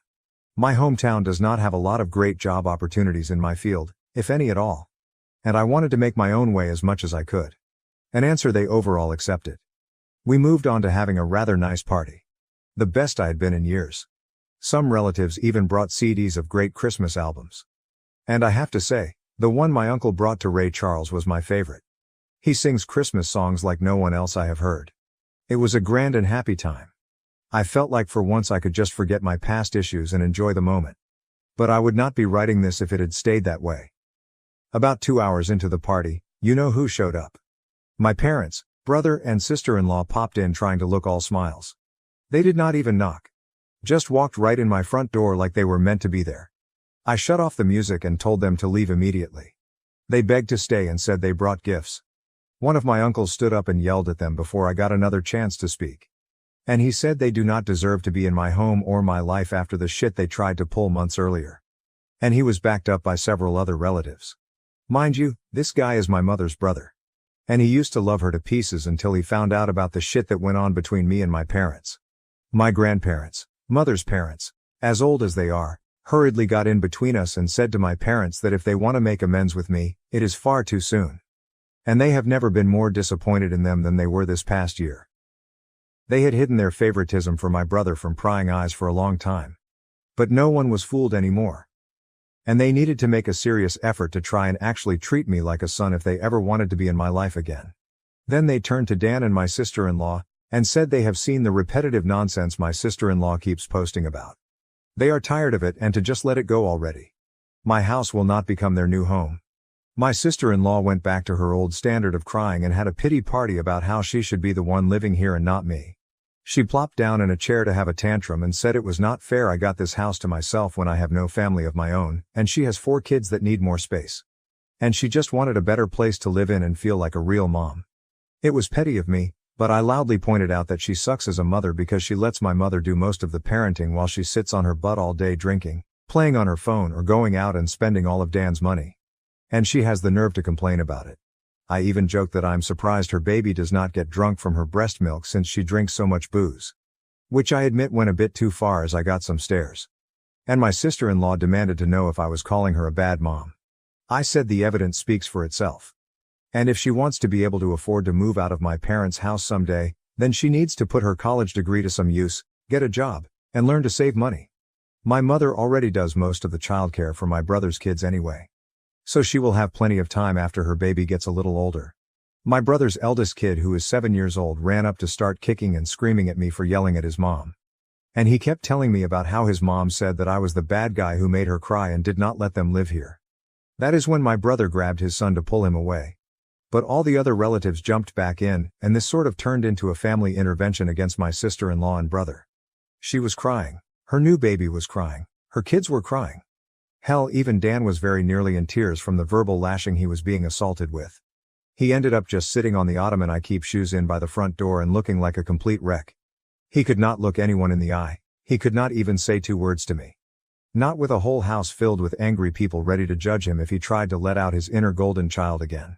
If they were not there to get in his way, I would bet this would have ended up a repeat of when he tried to order me around to try and take my house months earlier. By this point, though, he had been so thoroughly humiliated that his and my parents' reputation in the family was completely destroyed because the masks were all off now. Soon after, my parents, brother, and sister-in-law all left in defeat. The party resumed and we all avoided speaking of what just happened for the rest of the evening. Since most of the adults had been drinking, everyone stayed the night in my house. I even let some of them sleep in the camper so there would be enough space. I admit, it also makes a good guest house. My relatives all wanted a tour of it earlier as well. And they said they could not believe I had been living in it for around 2 years. I have a lot of questions about it. Like what summer and winter were like and so on. I was up earlier than everyone else on Christmas morning, and had a fresh pot of coffee and some ibuprofen for those spiked eggnog hangovers a few of them had. I was complimented on being a way nicer host than my parents ever were, and we all agreed to do this again next Christmas. After Christmas, my sister-in-law did finally stop making posts that were obvious digs at me and deleted all of the old ones as well. But shortly after the new year, she more recently made a new post complaining about how she had tried to convince my parents to get a camper like I did, so it could be set up in the backyard so Dan and his family could use the whole house as their family home. Well, a taste of one's own medicine is never fun. Because my parents turned that idea down, vehemently I hear. No one is going to push them out of their own home, let alone their master bedroom. The post was only up for a couple of days before my sister-in-law removed it. And she has hardly posted anything since then. She loves to complain. But if a tree falls and no one is around to hear it, can it still complain? My sister-in-law, I guess, has realized there is no point in doing it when no one hears her anymore. And Dan cannot afford to move his family out on his salary alone anytime soon. If they end up expecting another child in the next few years, I will not be surprised. Things have mellowed down for me since then. And I have even invited friends over for a poker night. I suck at poker because I can never remember a damn thing about it. But so what? We get to drink beer and eat junk food while being merry idiots. We all loaded up on Whoppers from Burger King and just had at it the best way 4 grown men can when they just want to have a good unadulterated time and get piss drunk. I think maybe around summer I will look into possibly dating someone. I am not exactly getting younger here. Fingers crossed that goes well. My camper just sits idle in my yard now. And I admit, there were some days I went out there just to spend time in it. I did live in it for 2 years. It is like my second home. And maybe one day I will actually get to use it for camping, like it was meant to be. I have never been camping. My parents considered it a waste of time. So it would be a completely new experience for me. This pretty much marks the end of what happened. My parents, brother, and sister-in-law have all been staying very clear of me. In fact, they seem to have gone back to acting like I do not exist, like they did before I bought a house. Not like that bothers me at all. It is better that way. But they will inevitably come back in some way. I know they will. I just wonder what kind of stupid thing they will do next. If anything notable like all this ever happens again, I will make another post if this account is still active. Update 3, February 20th, 2023. Winter 2023. Sometime later in 2023. My parents and Dan were back sooner than I thought. And they wanted money this time. This will not surprise some people who commented on my previous posts because my parents did some of the exact things they said they would. They wanted either my money or my signature. I did expect the classic lines of narcissists saying that I owed them or giving me some kind of socialist nonsense about sharing the wealth. But that was just my imagination running wild. The ensuing situation was somewhat similar to that but much more tame, I guess you could say. They seemed to know not to push me too far now and were mostly aiming for pity. It began when my parents recently got in touch with me through social media and asked for a meeting in a public place of my choosing. It just screamed trap. But I was not afraid. In fact, I was amused. They know I am not to be messed with anymore. So I could only wonder what they wanted this time. I picked a local restaurant that may have the name of an olive and a garden in it, and we met up there. Dan was with them, but he kept his mouth shut most of the time. We had awkward greetings, ordered some drinks, and then cut to the chase. My parents begged me to help Dan get his own apartment so he could finally move out. Apparently, Dan's credit is not so great. Gee, I wonder why. Could it be that his wife regularly puts him into a hole? Well, they asked that I help by either supplying some capital or co-signing for the apartment and helping to pay the rent for it. I simply said no to both. That is when Dan spoke up in anger and yelled at me that I have so much, and I do not have a family to support like he does. He needed my help and I should be sparing the money for his family since I do not have one myself.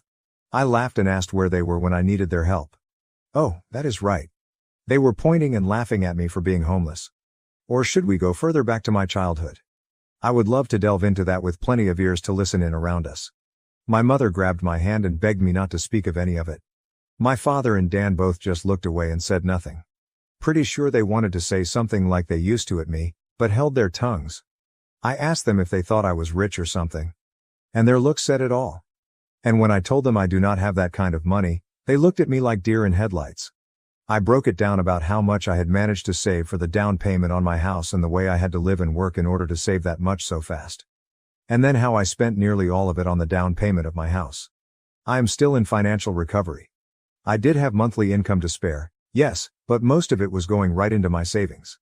I asked Dan what his yearly salary was, and when he told me, I pointed out that it was actually a bit higher than mine.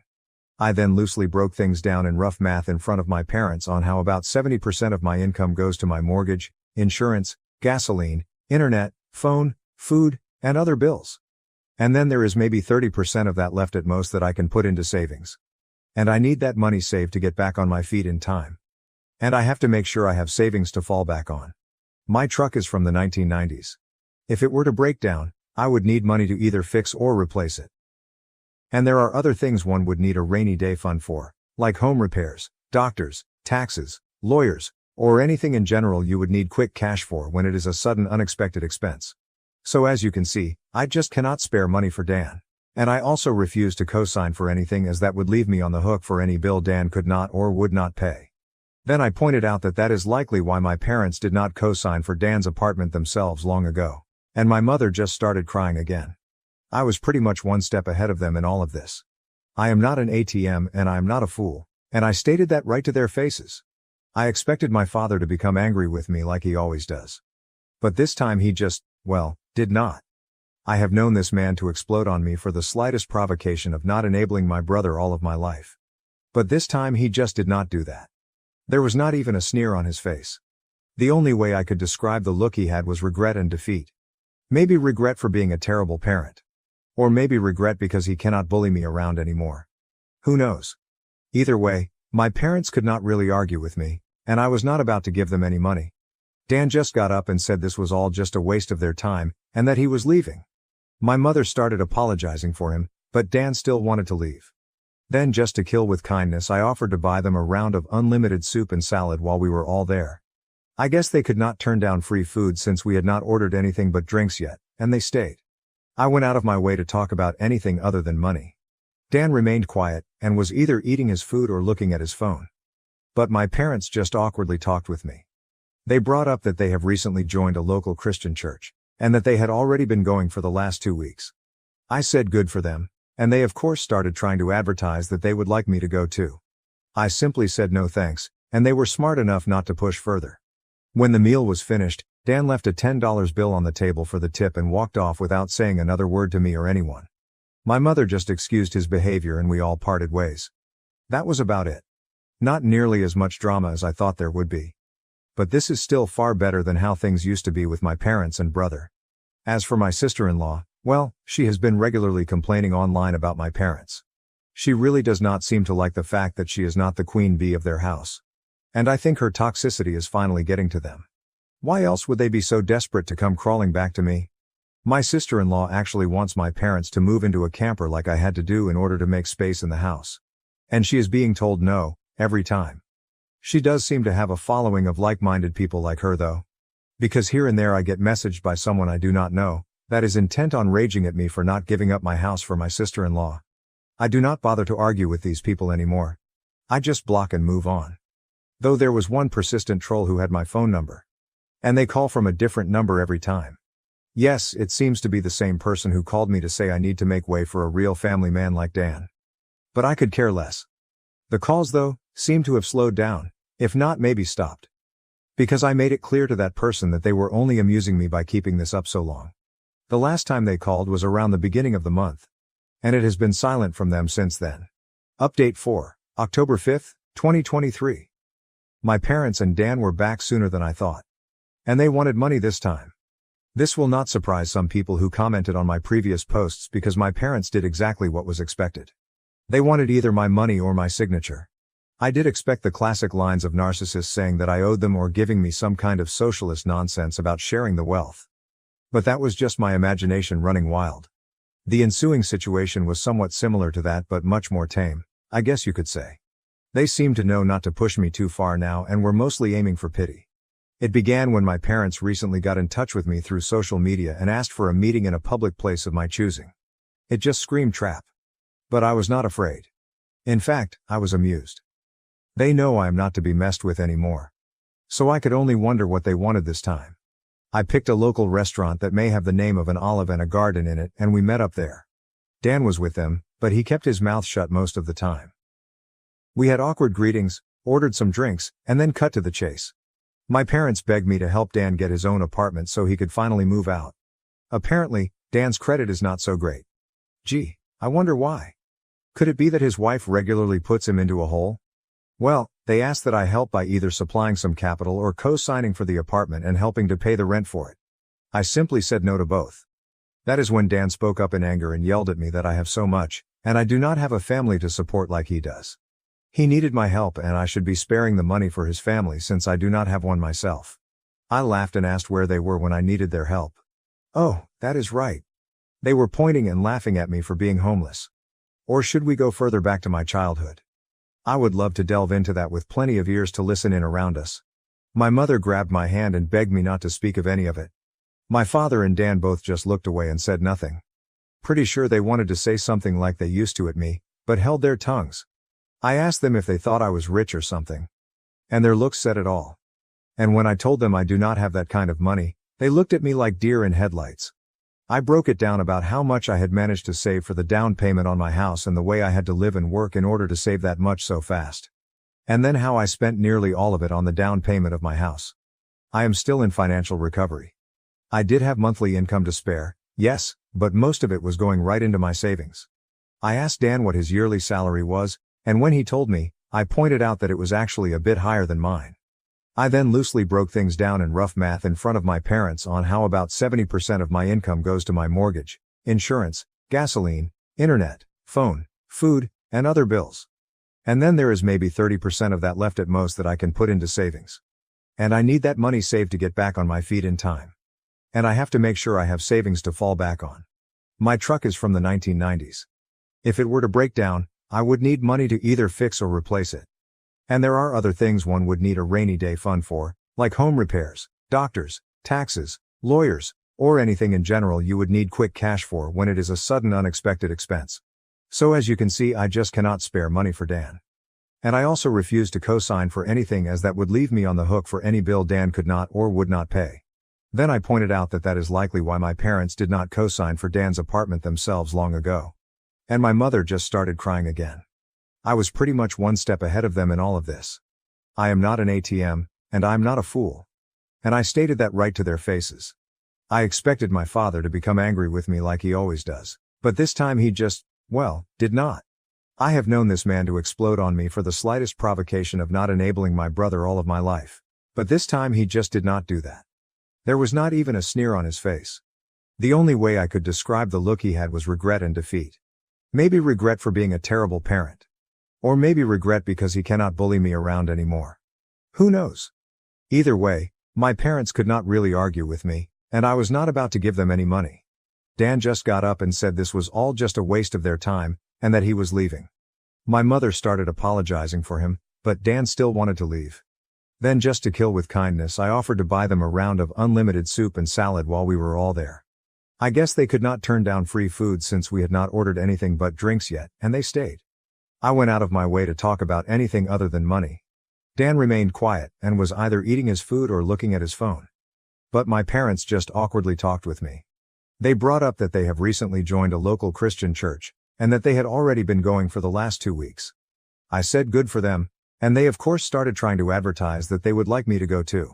I simply said no thanks, and they were smart enough not to push further. When the meal was finished, Dan left a $10 bill on the table for the tip and walked off without saying another word to me or anyone.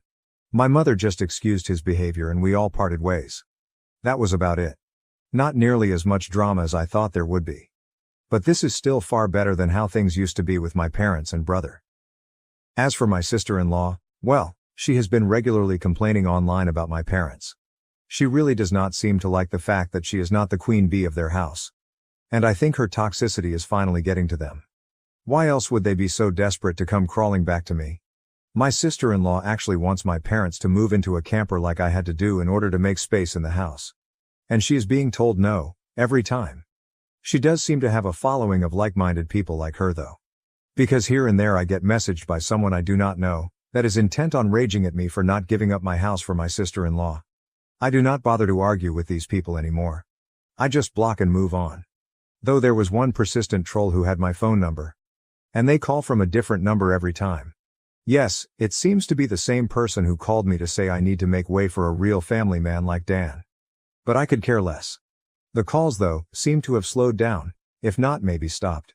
Because I made it clear to that person that they were only amusing me by keeping this up so long. The last time they called was around the beginning of the month.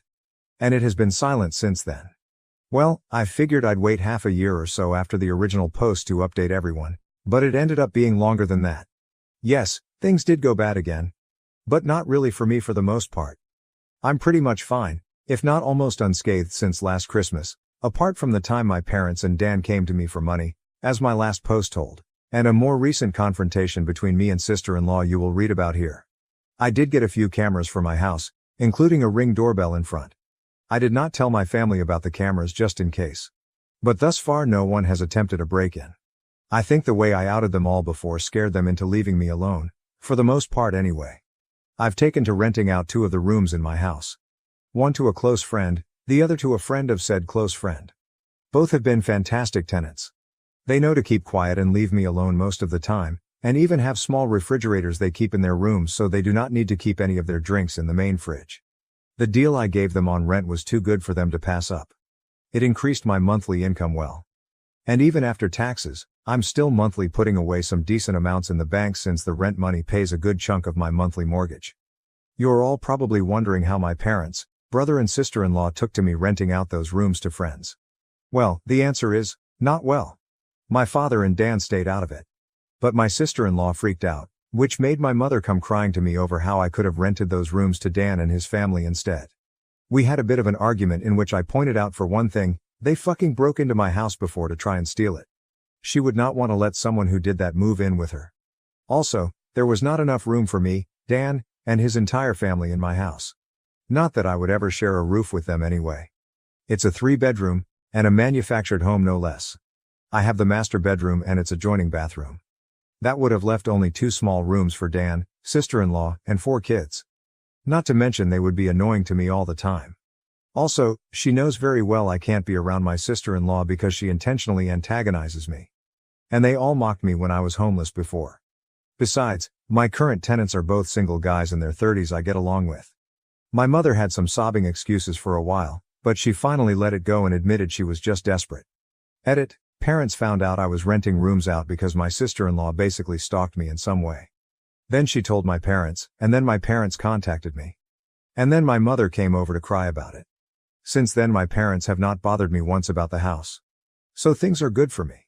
My parents and Dan, not so much. It turns out my sister-in-law is a far worse person than even I thought. I already knew she was a gaslighting self-victimizing drama queen. But she sank even lower.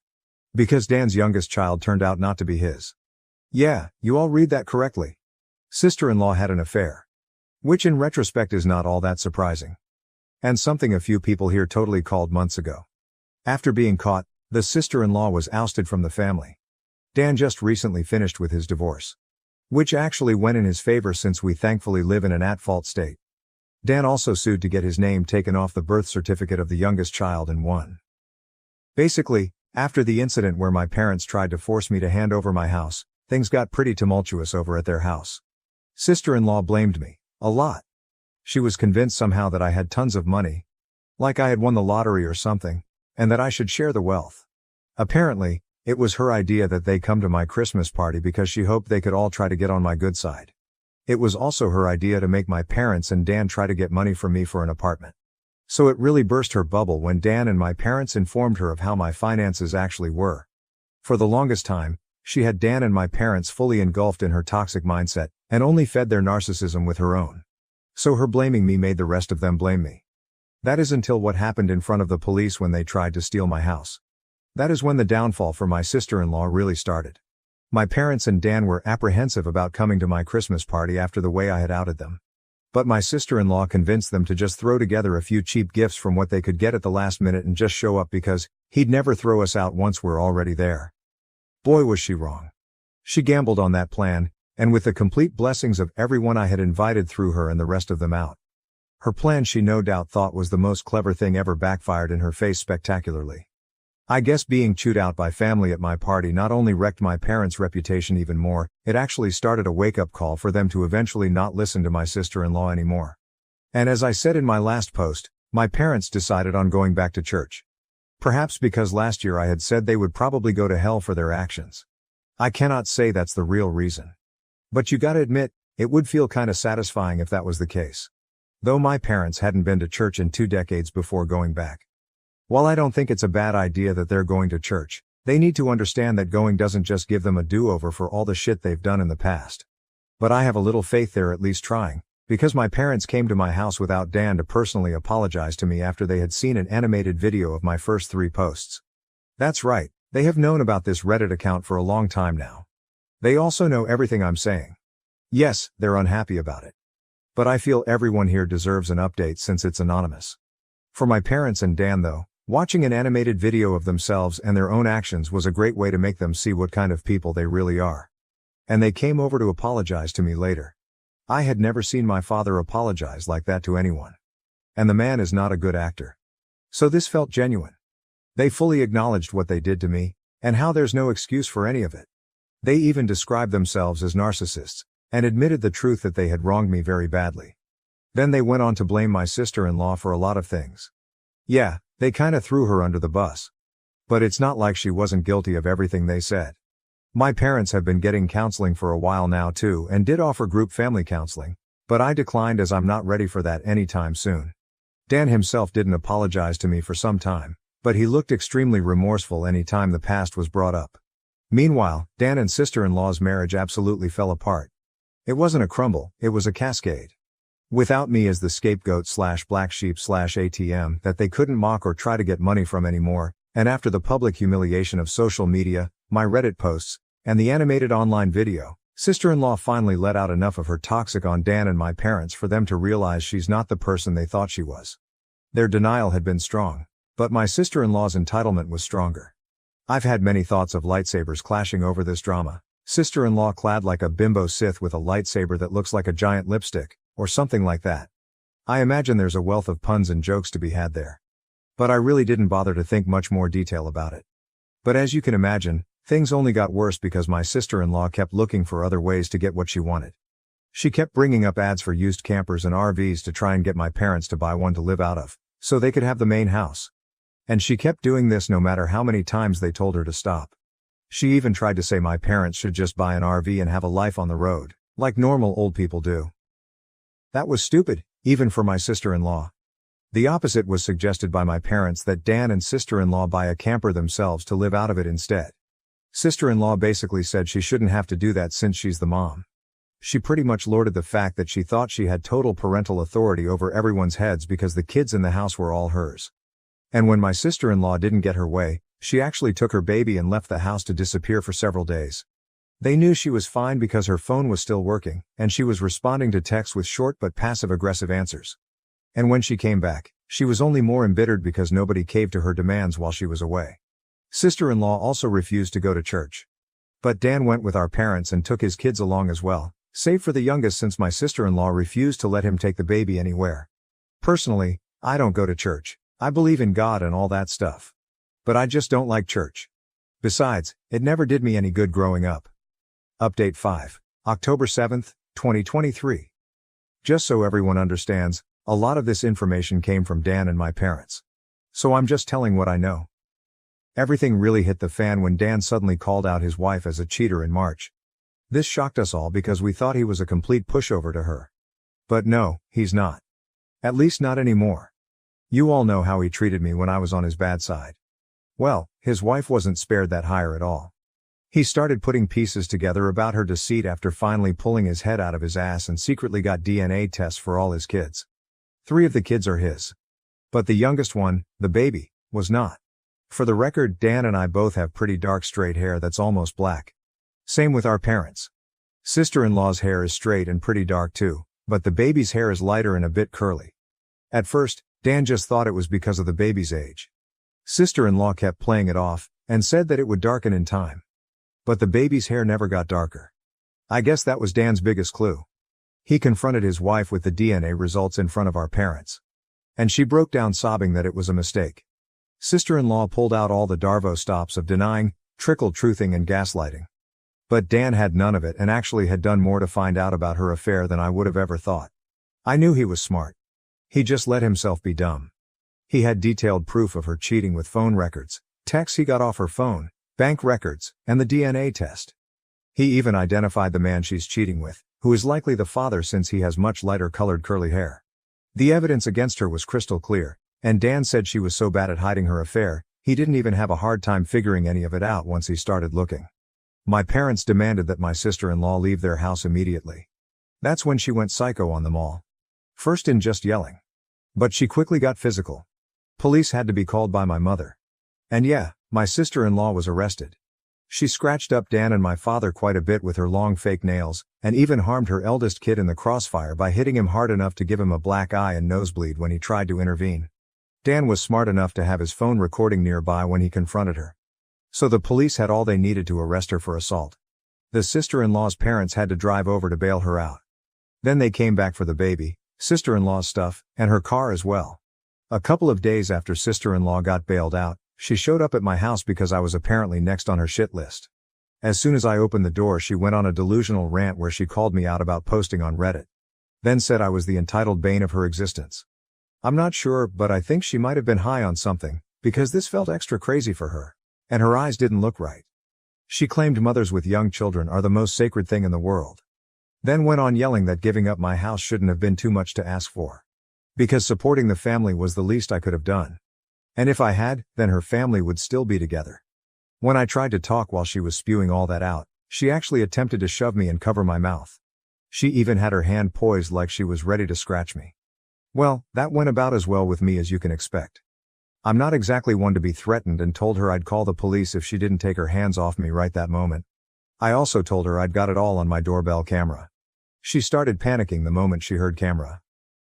Then I ended up verbally savaging her to the point she was backing off my porch. I told her she had some gall to call me entitled when she's exactly that.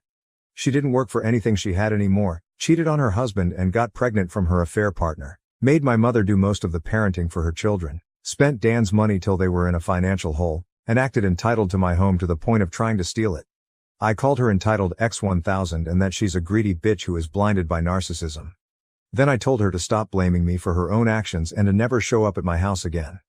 Being told all that was pretty much all sister-in-law needed to hear before jumping back into her car, then peeling out and speeding off. This was finally the straw that broke the camel's back for me. Now that she was separated from Dan, I ended up finally going to the police and filing a report on her for harassment and the assault she'd done on me last year, and her putting her hands on me at my front porch only added to it. The police have it all on record now. And I gave copies of the video to Dan for his divorce lawyer. And yes, I did file for a restraining order against sister-in-law. It was easily granted because it was obvious the woman is unhinged.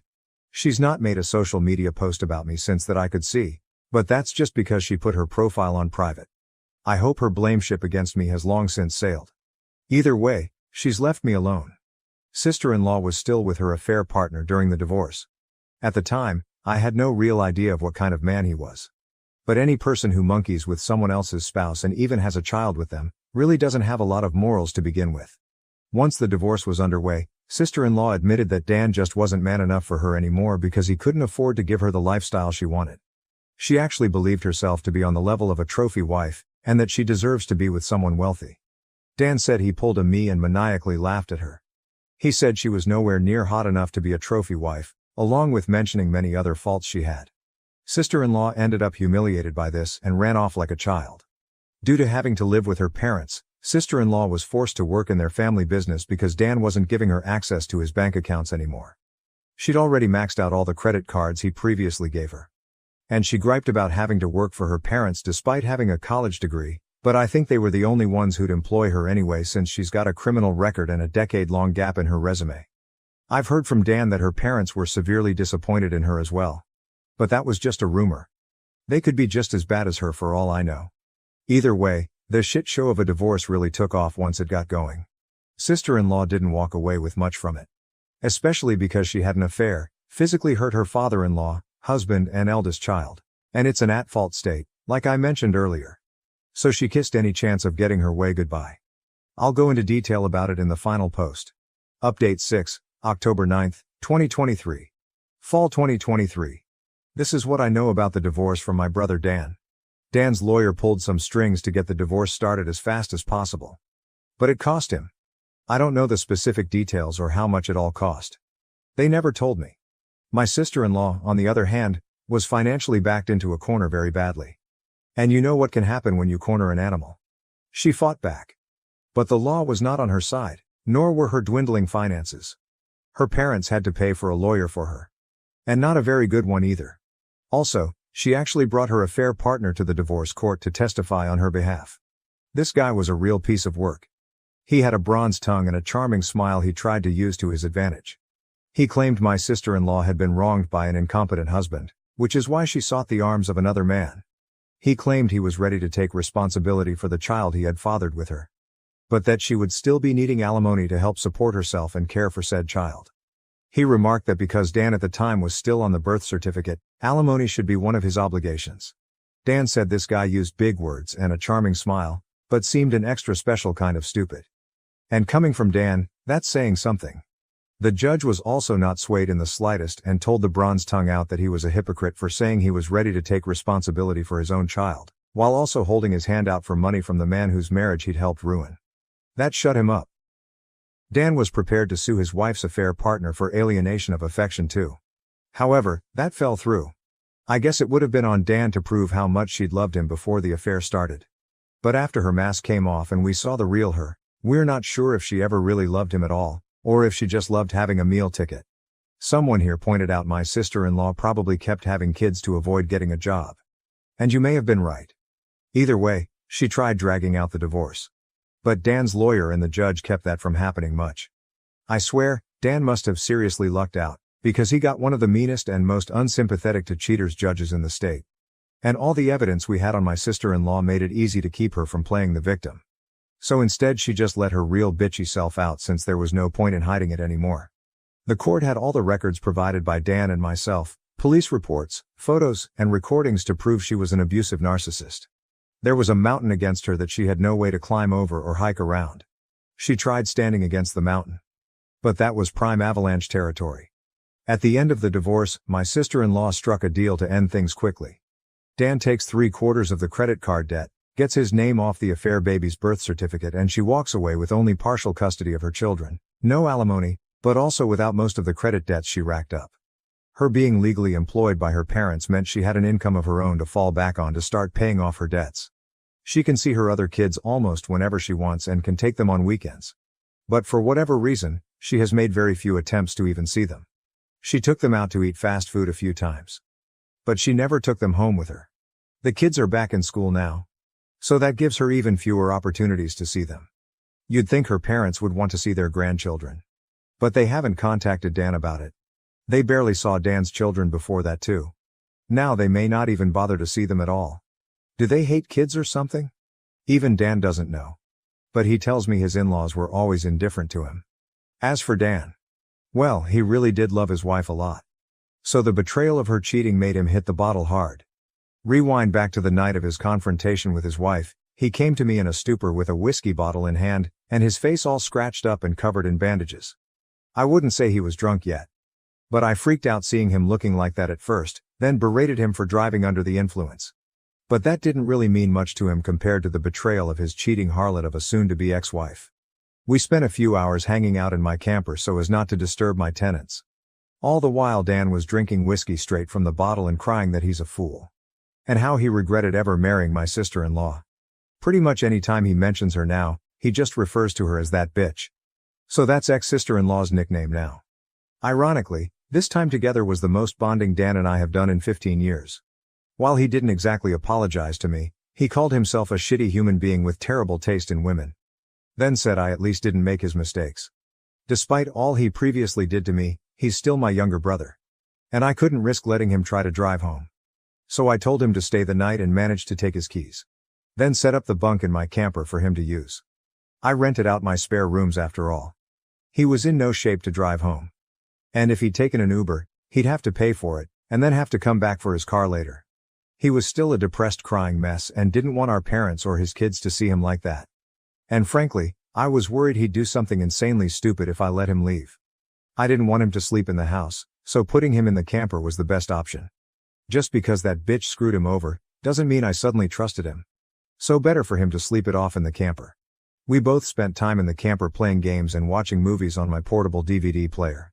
Poker was no fun with just two people, and Old Maid was just boring. Thankfully I had an UNO Deck 2 and an old school battleship game. He really liked those. It was enough to keep him distracted until he was finally willing to lay down after running out of whiskey. He threw up a lot of it in a bucket anyway. But he was not opposed to sleeping in my camper. In fact, he found the idea kinda cool. Dan had a lot of questions for me about how I'd lived in the camper for as long as I did. And I answered them all, if not just to keep him busy. But I needed to go to bed myself since I had to be up early. So I left him with my portable DVD player and a couple of movies. That way he could amuse himself alone for a while if he even managed to stay awake. Before leaving for work in the morning, I popped in while Dan was passed out in the bunk and left a bottle of ibuprofen and an energy drink on the counter of the camper's kitchenette, along with his car keys and a letter explaining to leave through the backyard gate. He saw himself out without trouble around 1:30 p.m. About a month after ex-sister-in-law, aka that bitch, was kicked out. Dan came to me asking to borrow my camper. I guess he found it more comfortable than I'd thought when he slept in it. And he fully admitted he didn't ask sooner out of pride. But with his soon-to-be ex-wife out of the house, he'd decided to give up his room for his eldest kid. He's got 2 girls and a boy, with the boy being the eldest, and now 8 years old. The kids were all forced to share a room until that point. They just had curtains up for the boy's half of the room. But the boy often slept on the couch to avoid his sisters. I know the poor kid was really desperate for his own room. So I guess Dan decided to finally make a better decision as a dad, and came to see me in order to beg to borrow my camper so his son could have his room. If he could have afforded it, he'd have bought his own camper instead of relying on me. And even said as much. I hadn't even gotten the chance to use the camper for actual camping yet. But I caved and let him use it since it was actually for a good cause. And he promised to buy his own in time anyway. No, I didn't ask for rent money for the camper. Dan is in enough of a financial hole as it is right now. Ex-sister-in-law and the divorce drained him. And I've learned that I get far better results with family lately by not being spiteful. I loaded my camper up and put it down in my parents' backyard. And my father put in a 30-amp breaker so it'll have enough power for Dan to run heat and AC when he needs it. I do miss the camper. After all that time living in it, it kind of felt like it was a part of me. But the only reason I loaned it out was for the sake of Dan's kids. Pretty much the only reason I still do anything for my parents or Dan is for the sake of those kids, as I've bonded with them. And yes, I know I may not get the camper back for quite some time. And likely not in the kind of condition I lent it out in. But I've warned Dan and my parents that they will be financially responsible for any damage they do to the camper, as well as its upkeep for as long as they have it. I also took many time-stamped pictures and videos of the camper inside and outside before lending it out. So I can prove its condition before it leaves. Dan even recorded a video with me agreeing to my terms. So that's as good as a contract. With the financial drain of the divorce, Dan's not going to be able to get a place of his own for years, I'll bet. Though he seems to have no complaints about living in the camper at least. But I don't know if he actually likes it or if he's just putting up a front. But I can guess it reminds him of the backyard forts we had as kids, since that's how it felt with me sometimes.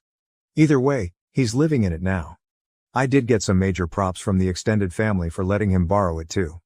I'm now referred to by a lot of them as the good brother Dan doesn't deserve. Either way, I think getting rid of sister-in-law was a great first step in mending the family as a whole.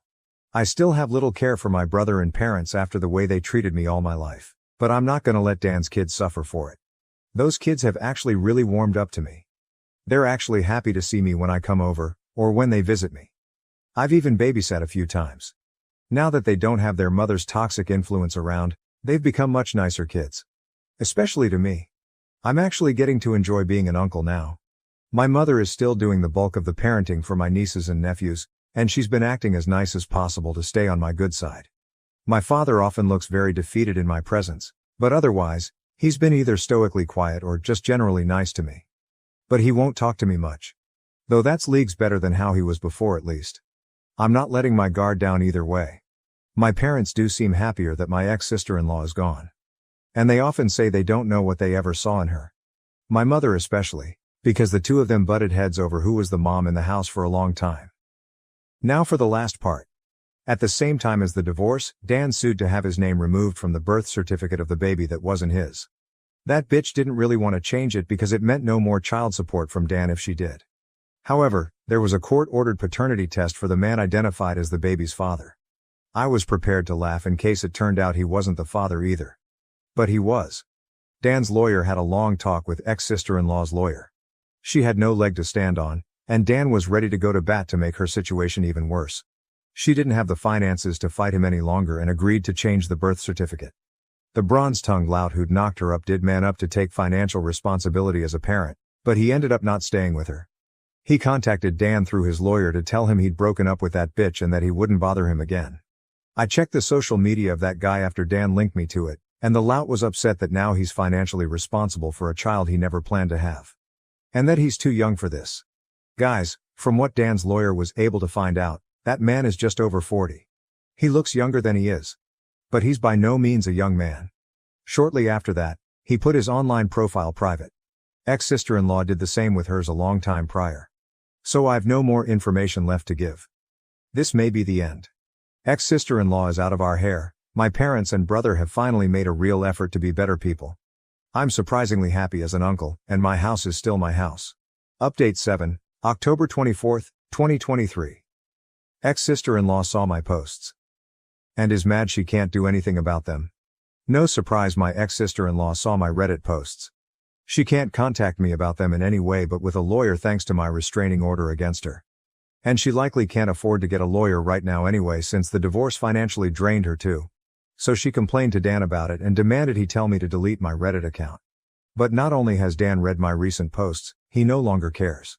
He said they serve as a reminder of the person he used to be. And he's not losing sleep about it. Besides, I've still helped him out despite all he's done to me. So he's not gonna be upset about it. My parents have also made sure to try and treat Dan and me more equally when I'm around too. My father is still a man of few words around me though. Someone pointed out that changing now after so long of treating me as the opposite of Dan means he doesn't know how to connect with me anymore. And I think they're right. I don't mind the way he is now though. My mother has also developed a habit of saying she's sorry about every little thing in my presence.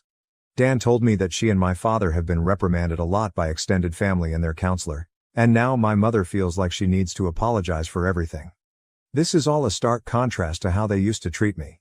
Also, I didn't talk about before what ex-sister-in-law's opinion was on Dan borrowing my camper so his son could have his and ex-sister-in-law's old bedroom. Well, like a stereotypical bully, she looked down on him and mocked him about it because now he's living like a bum, as she put it. But Dan took it all in stride and asked if she was done yet, because he knew this was exactly how she'd react. And he just plain doesn't care anymore. She's borderline dead to him, and her insults were on deaf ears. Then he pointed out to her that he was living out of the camper because he was putting his kids ahead of himself so his son could have his own room. Something his ex never did, despite being their mother. She just weaponized her children and pregnancy to keep from working and to emotionally blackmail everyone. Then he asked her to remind him how that was working out for her. Mind you, this was early on in their divorce. I'm sure you can all guess her reaction. Dan said his ex did have quite the tantrum about my recent posts. But no one has bothered to contact me on her behalf to take them down. So she just has to live with the well-deserved shame. She has been trying to act nicer to Dan lately. Guess the grass isn't so green living with her parents. Dan tolerates her as the mother of his children whenever they meet, but nothing more. He will never take her back. He's told me that he can never look at her like he used to. And the very thought of her turns him off emotionally. So ex-sister-in-law pretty much has no chance of reconciliation. I have no new info on ex-sister-in-law's affair partner. His social media is still locked down. Same with ex-sister-in-laws. And it's likely to remain that way as long as I have a chance to read them. Update 8, November 5, 2023. My truck got egged on Halloween. Happened in the middle of the night, very early morning on the 1st. I suspect it was my ex-sister-in-law. But the person my cameras recorded was wearing layers of heavy sweats and had their face wrapped up along with big glasses covering the eyes. You could not really tell if they were a man or woman. They came on foot too, so no identifying a car. They did look at the ex-sister-in-law's height though.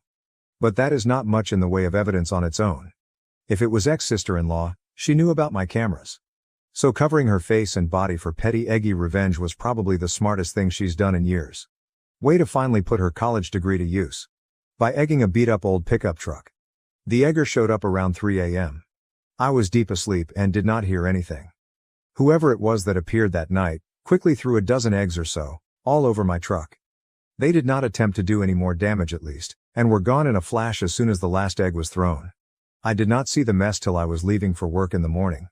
I ran my truck through a local car wash during my lunch break. That took most of the egg off. Had to scrub it a bit more later after work. Egg really are not good for the paint. But the truck is from the 90s, and does not exactly look mint anyway. I did take photos and filed a police report with the CCTV footage as evidence, but so far nothing has come of it. There was no real damage other than my minor irritation and $15 at a car wash. If ex-sister-in-law did do this, then she was smart enough to only throw eggs and not key my paint or slash my tires. So my insurance would not be involved. I do not think much will come of the police report as the cops seem to dismiss it as a probable prank by a teenager. I get they were probably overworked, but at least the report will keep a paper trail in case of future incidents. I waited till now to post because I wondered if anything else would happen. But no. Just right back to peace and quiet. I would appreciate any good advice on the matter though. Just in case something like this happens again. Update. Asked around with some people on the street about cameras possibly seeing the person who egged my car. I got responses ranging from, "We do not have cameras," to "It was Halloween and people pulled stupid pranks. Let it go." The few people who were helpful told me that I waited way too long to ask, and the footage auto-deleted. So basically the egger got away. But if it was ex-sister-in-law, I am guessing she had to walk around a half mile in those sweats just to not get her car spotted on camera or something. It would not surprise me if she questioned if it was even worth the effort. Oh well, I guess I'll just wait and see if the egger comes back next year. I did hand out printed pictures of the egger though. And even stapled a few up on posts. So now people in my neighborhood are aware at least. The tenants renting out 2 rooms in my house have stayed out of it, and I do not really blame them. It's not their problem. New update. Dan returned my camper and ex-sister-in-law got a driving under the influence. But I've also got a copycat that has made my family upset all over again. June 25, 2024. To start this off. I came back after all this time to find 500 messages in my inbox, and 130 unanswered PMs. Please don't PM me anymore. There's just too many to answer. So if you PM'd me and I clicked ignore, I'm sorry.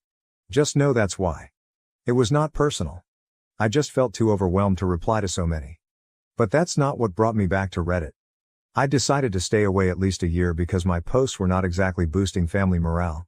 So I didn't log in for quite some time, but then the other day my brother Dan spotted a video with an unbelievably similar to mine in far too many ways. Only it was about an OP with a twin sister instead of a sister-in-law. But it had so much of the same. Entitled Narcissistic Parents, Guy treated like shit all his life and then rendered homeless, golden child sibling, keeping the favoritism a closely guarded secret from family while the OP was growing up. Sister still in her 20s has 3 kids and was pregnant with a 4th. Sister's eldest son attacks OP and above all them trying to steal the OP's house by breaking in while he wasn't home. So many parts were nearly identical. Even 2 lines like, "Suck it up" and "My house is not up for grabs" were in the video. My parents and brother are frankly pissed. And I wasn't happy seeing the video either. We've all been trying hard to get past our previous family dynamic and what ex-sister-in-law put us all through. You can imagine it took a lot for me to let go of my grudges. But in a year my parents and Dan have improved more than I'd seen in my entire life before that. And I love me nibblings to pieces. So whoever wrote that copycat story, congratulations, you just sent my entire family right back into needing therapy. And yes, my family is aware I'm making this post. Now with that rant over, here's what I hope to be my final update. Now for what was stated in the title. I had a few naysayers before. But Dan kept his word. My camper was returned to me a few months ago, and in good condition. Dan took good care of it and thoroughly cleaned it before giving it back. He and our father also resealed the roof on it once while it was in their care.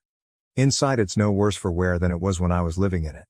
Only I got it back smelling like pine cleaner. There was some minor drama while Dan was living in my camper from a neighbor right behind them. Not quite sure she qualifies as a Karen. But she was close enough. She started yelling at them from over the fence about the camper. And started threatening the police. My brother and father went off on her, and then explained Dan was living in the camper so his son could have his bedroom. Well, the neighbor still wasn't happy, but stopped with the threats. My father talked to her husband later though, and he was bull mad at her. Then he apologized on her behalf, and said Dan was doing a good thing by giving up his room to his son. The neighbor husband also congratulated Dan on kicking out ex-sister-in-law, and said he was always afraid to mention it before. But she was just a horrid woman. We can all agree on that now. So yeah, the neighbors aren't a problem anymore. Dan and our father managed to get some money together on the side, and bought a slightly bigger camper to set up in our parents' backyard. We needed my truck just to move it. But we got it in there. It's basically the best Dan can do right now till the credit debts his ex piled up are paid off. And even then, he's got the future of his kids to plan for. He may be living in that camper for the next 10 years. But it's preferable to how it was when he was married. His ex-wife certainly can't and won't be contributing to college funds for the kids. Except maybe for her affair baby. Dan's camper is admittedly better than mine, and it's newer, bigger, and has its own bathroom. Mine does not. Although Dan never really uses said bathroom. It's basically become a closet since the toilet and shower are so tiny. If he needs to take a leak or something, he just goes in the house. Dan and I had a joking laugh about me being jealous he's got the better hobo house. And we bantered like sarcastic gentlemen about it. He's kitted out his camper with some better amenities. Like a flat-screen TV complete with streaming, video games and DVD. He said it feels like he really has his own place now. Even though he's just in the backyard. And he's much happier now that he's divorced. Dan tells me one day he'll get a truck too, just so he can move the camper on his own someday. But for now he's sticking with his minivan for the sake of his kids. So his camper is sitting pretty where it is, and mine is back in my backyard where it belongs. Though it's not gone unused. I temporarily rented it to a cousin who moved into the area for work. And they were only in the camper for about a month before finding their own apartment. Other than that, it serves as a guest house when needed. Relatives come by to use it when in town so as to not need a motel. My nephew has come over to stay in it a few times for fun as well. His sisters don't really have an interest. The camper is the closest he's ever been to camping. Same here sadly, because I didn't buy that camper to camp, but to live. As for my parents, they've gotten therapy. My mother got medicated for her mental problems, and fully acknowledges her terrible past mistakes as a parent with all of the favoritism, as does my father. My father is still awkward around me, but he's been fairly active in his church, and is working hard to rebuild the family reputation as best he can. And Dan has cut back on drinking a lot since he isn't so stressed out anymore. He's even taken up exercising. He's in pretty good shape now. And he told me his ex-wife saw the picture of him he posted online after shedding 20 pounds and called him to compliment. He didn't take the bait. As for the holidays, my parents, brother and nibblings all came to my Christmas Eve party last year, along with most of the other relatives who came the year prior. No problems at all, save for the fact none of them could stay the night in my spare rooms anymore since I rented them out. Both of my tenants were away seeing their own families too. Things went swimmingly. Not only was ex-sister-in-law not invited, she wouldn't have been able to crash the party anyway because of my restraining order against her. But she also barely made any attempt to spend time with her other kids either. She only bothered to see them twice a month at best. She didn't even send them any gifts for Christmas or birthdays since being outed as a cheater. And the kids were initially pretty upset about that. But now they just don't care. Ex-sister-in-law I guess decided she was gonna try to live like she was single again, despite having a baby at home. And it didn't go well because life gave her one hell of a cheese slap. On New Year's, ex-sister-in-law went out late to party like it was 1999, and she got pulled over by a cop on her way home. She got arrested for DUI, and her car was impounded. She called Dan while being arrested, begging him to come get her car to keep it from going to impound. He told her he was not helping her, and she could deal with it herself. Dan has drunk and drove, so it was kinda little hypocritical. But this woman put him through so much, I don't blame him for rebuffing her. Some flying monkeys of ex-sister-in-laws called Dan to berate him for being a terrible person. Pretty sure this was the same woman who called me a while back. Dan had none of her shit, and went off on her with a long tirade about his ex's cheating. What happened in the divorce, and that he has no sympathy for his ex since she left him with mounds of credit card debt and she does nothing for their kids anymore. The flying monkey didn't call back. We still don't know who she was. But Dan said she sounded like a religious nut. Ex-sister-in-law went to court, and she pleaded guilty for the DUI. Dan found this out because she called him claiming that because of the DUI, she wouldn't be seeing her other kids anytime soon. She told him she was sentenced to take a 6-month DUI class, in which time her license is suspended until completion. And she won't be allowed to drink at all. Which is the part she was most upset about. I've heard of these classes before. They make you take regular and at times random urine tests, and when you finally get your license back, you have to have a camera and breathalyzer installed in your car for a year. Also increased insurance rates for the DUI on record. Ex-sister-in-law has not been having a fun time. But I have no pity for her. I don't drink and drive. Sadly, that's all the info I have on ex-sister-in-law, as she's kept minimal contact with Dan for some time now. And eventually, she'll probably stop contacting him altogether unless absolutely necessary. I don't know anything else about sister-in-law's parents, or her affair baby. Even Dan doesn't know. But I do still have a bit of info on someone else. Remember ex-sister-in-law's affair partner, the bronze-tongued lout? Well, he made his social media public again. And he doesn't seem to acknowledge the existence of ex-sister-in-law or his child at all. Dan tried to message him, and promptly got an immediate block. So the guy is just being an ass and acting like his shit doesn't stink. Whatever. His knocking up ex-sister-in-law got her out of the family anyway. So in a way, we're all thankful to that AP bastard. That's everything I have. And hopefully won't need to come back again. Unless my truck gets egged again next Halloween. Relevant comments. Commenter 1. I've silently followed your stories from the start. I'm happy to see how things have progressed since. While I know it's a long road until things are fully repaired, if ever, I am glad your parents have acknowledged what they did and are actively trying to fix it. Dan has stepped up and now you two can even banter, and the fact that kids enjoy you is wonderful. Honestly, I'm happiest to hear about your bond with the Nibblings. The fact that your nephew wants to come over to their uncle's house to camp is just wonderful. I hope Exil either wakes the hell up and shapes up for the kids, or she stays the hell away. Anyways, hopefully, the future is less drama and more happy times. Hopefully, I will not see a post from you again. And I mean that with the best of intentions. Commenter 2, this is as wholesome an ending as it can get. It's good to see a family dynamic being repaired. Kudos to your parents for doing the necessary work to realize how much damage they caused and to your brother for getting his life back on track. Commenter 3. I'm sorry your drama saga ended up being copied for entertainment. However, I am glad that things are improving for you, your parents, your brother, and your Nibblings. It sounds like the toxicity was your ex-Sil and it shows because with her gone life has gotten better for the rest of you. I feel sorry for all of the kids, but they might be better off in the future without her. Thank you for this update, which is hopefully the final one. Thank you for watching. If you haven't subscribed yet, please do so and hit the notification bell to stay updated with more shocking real-life stories happening around you.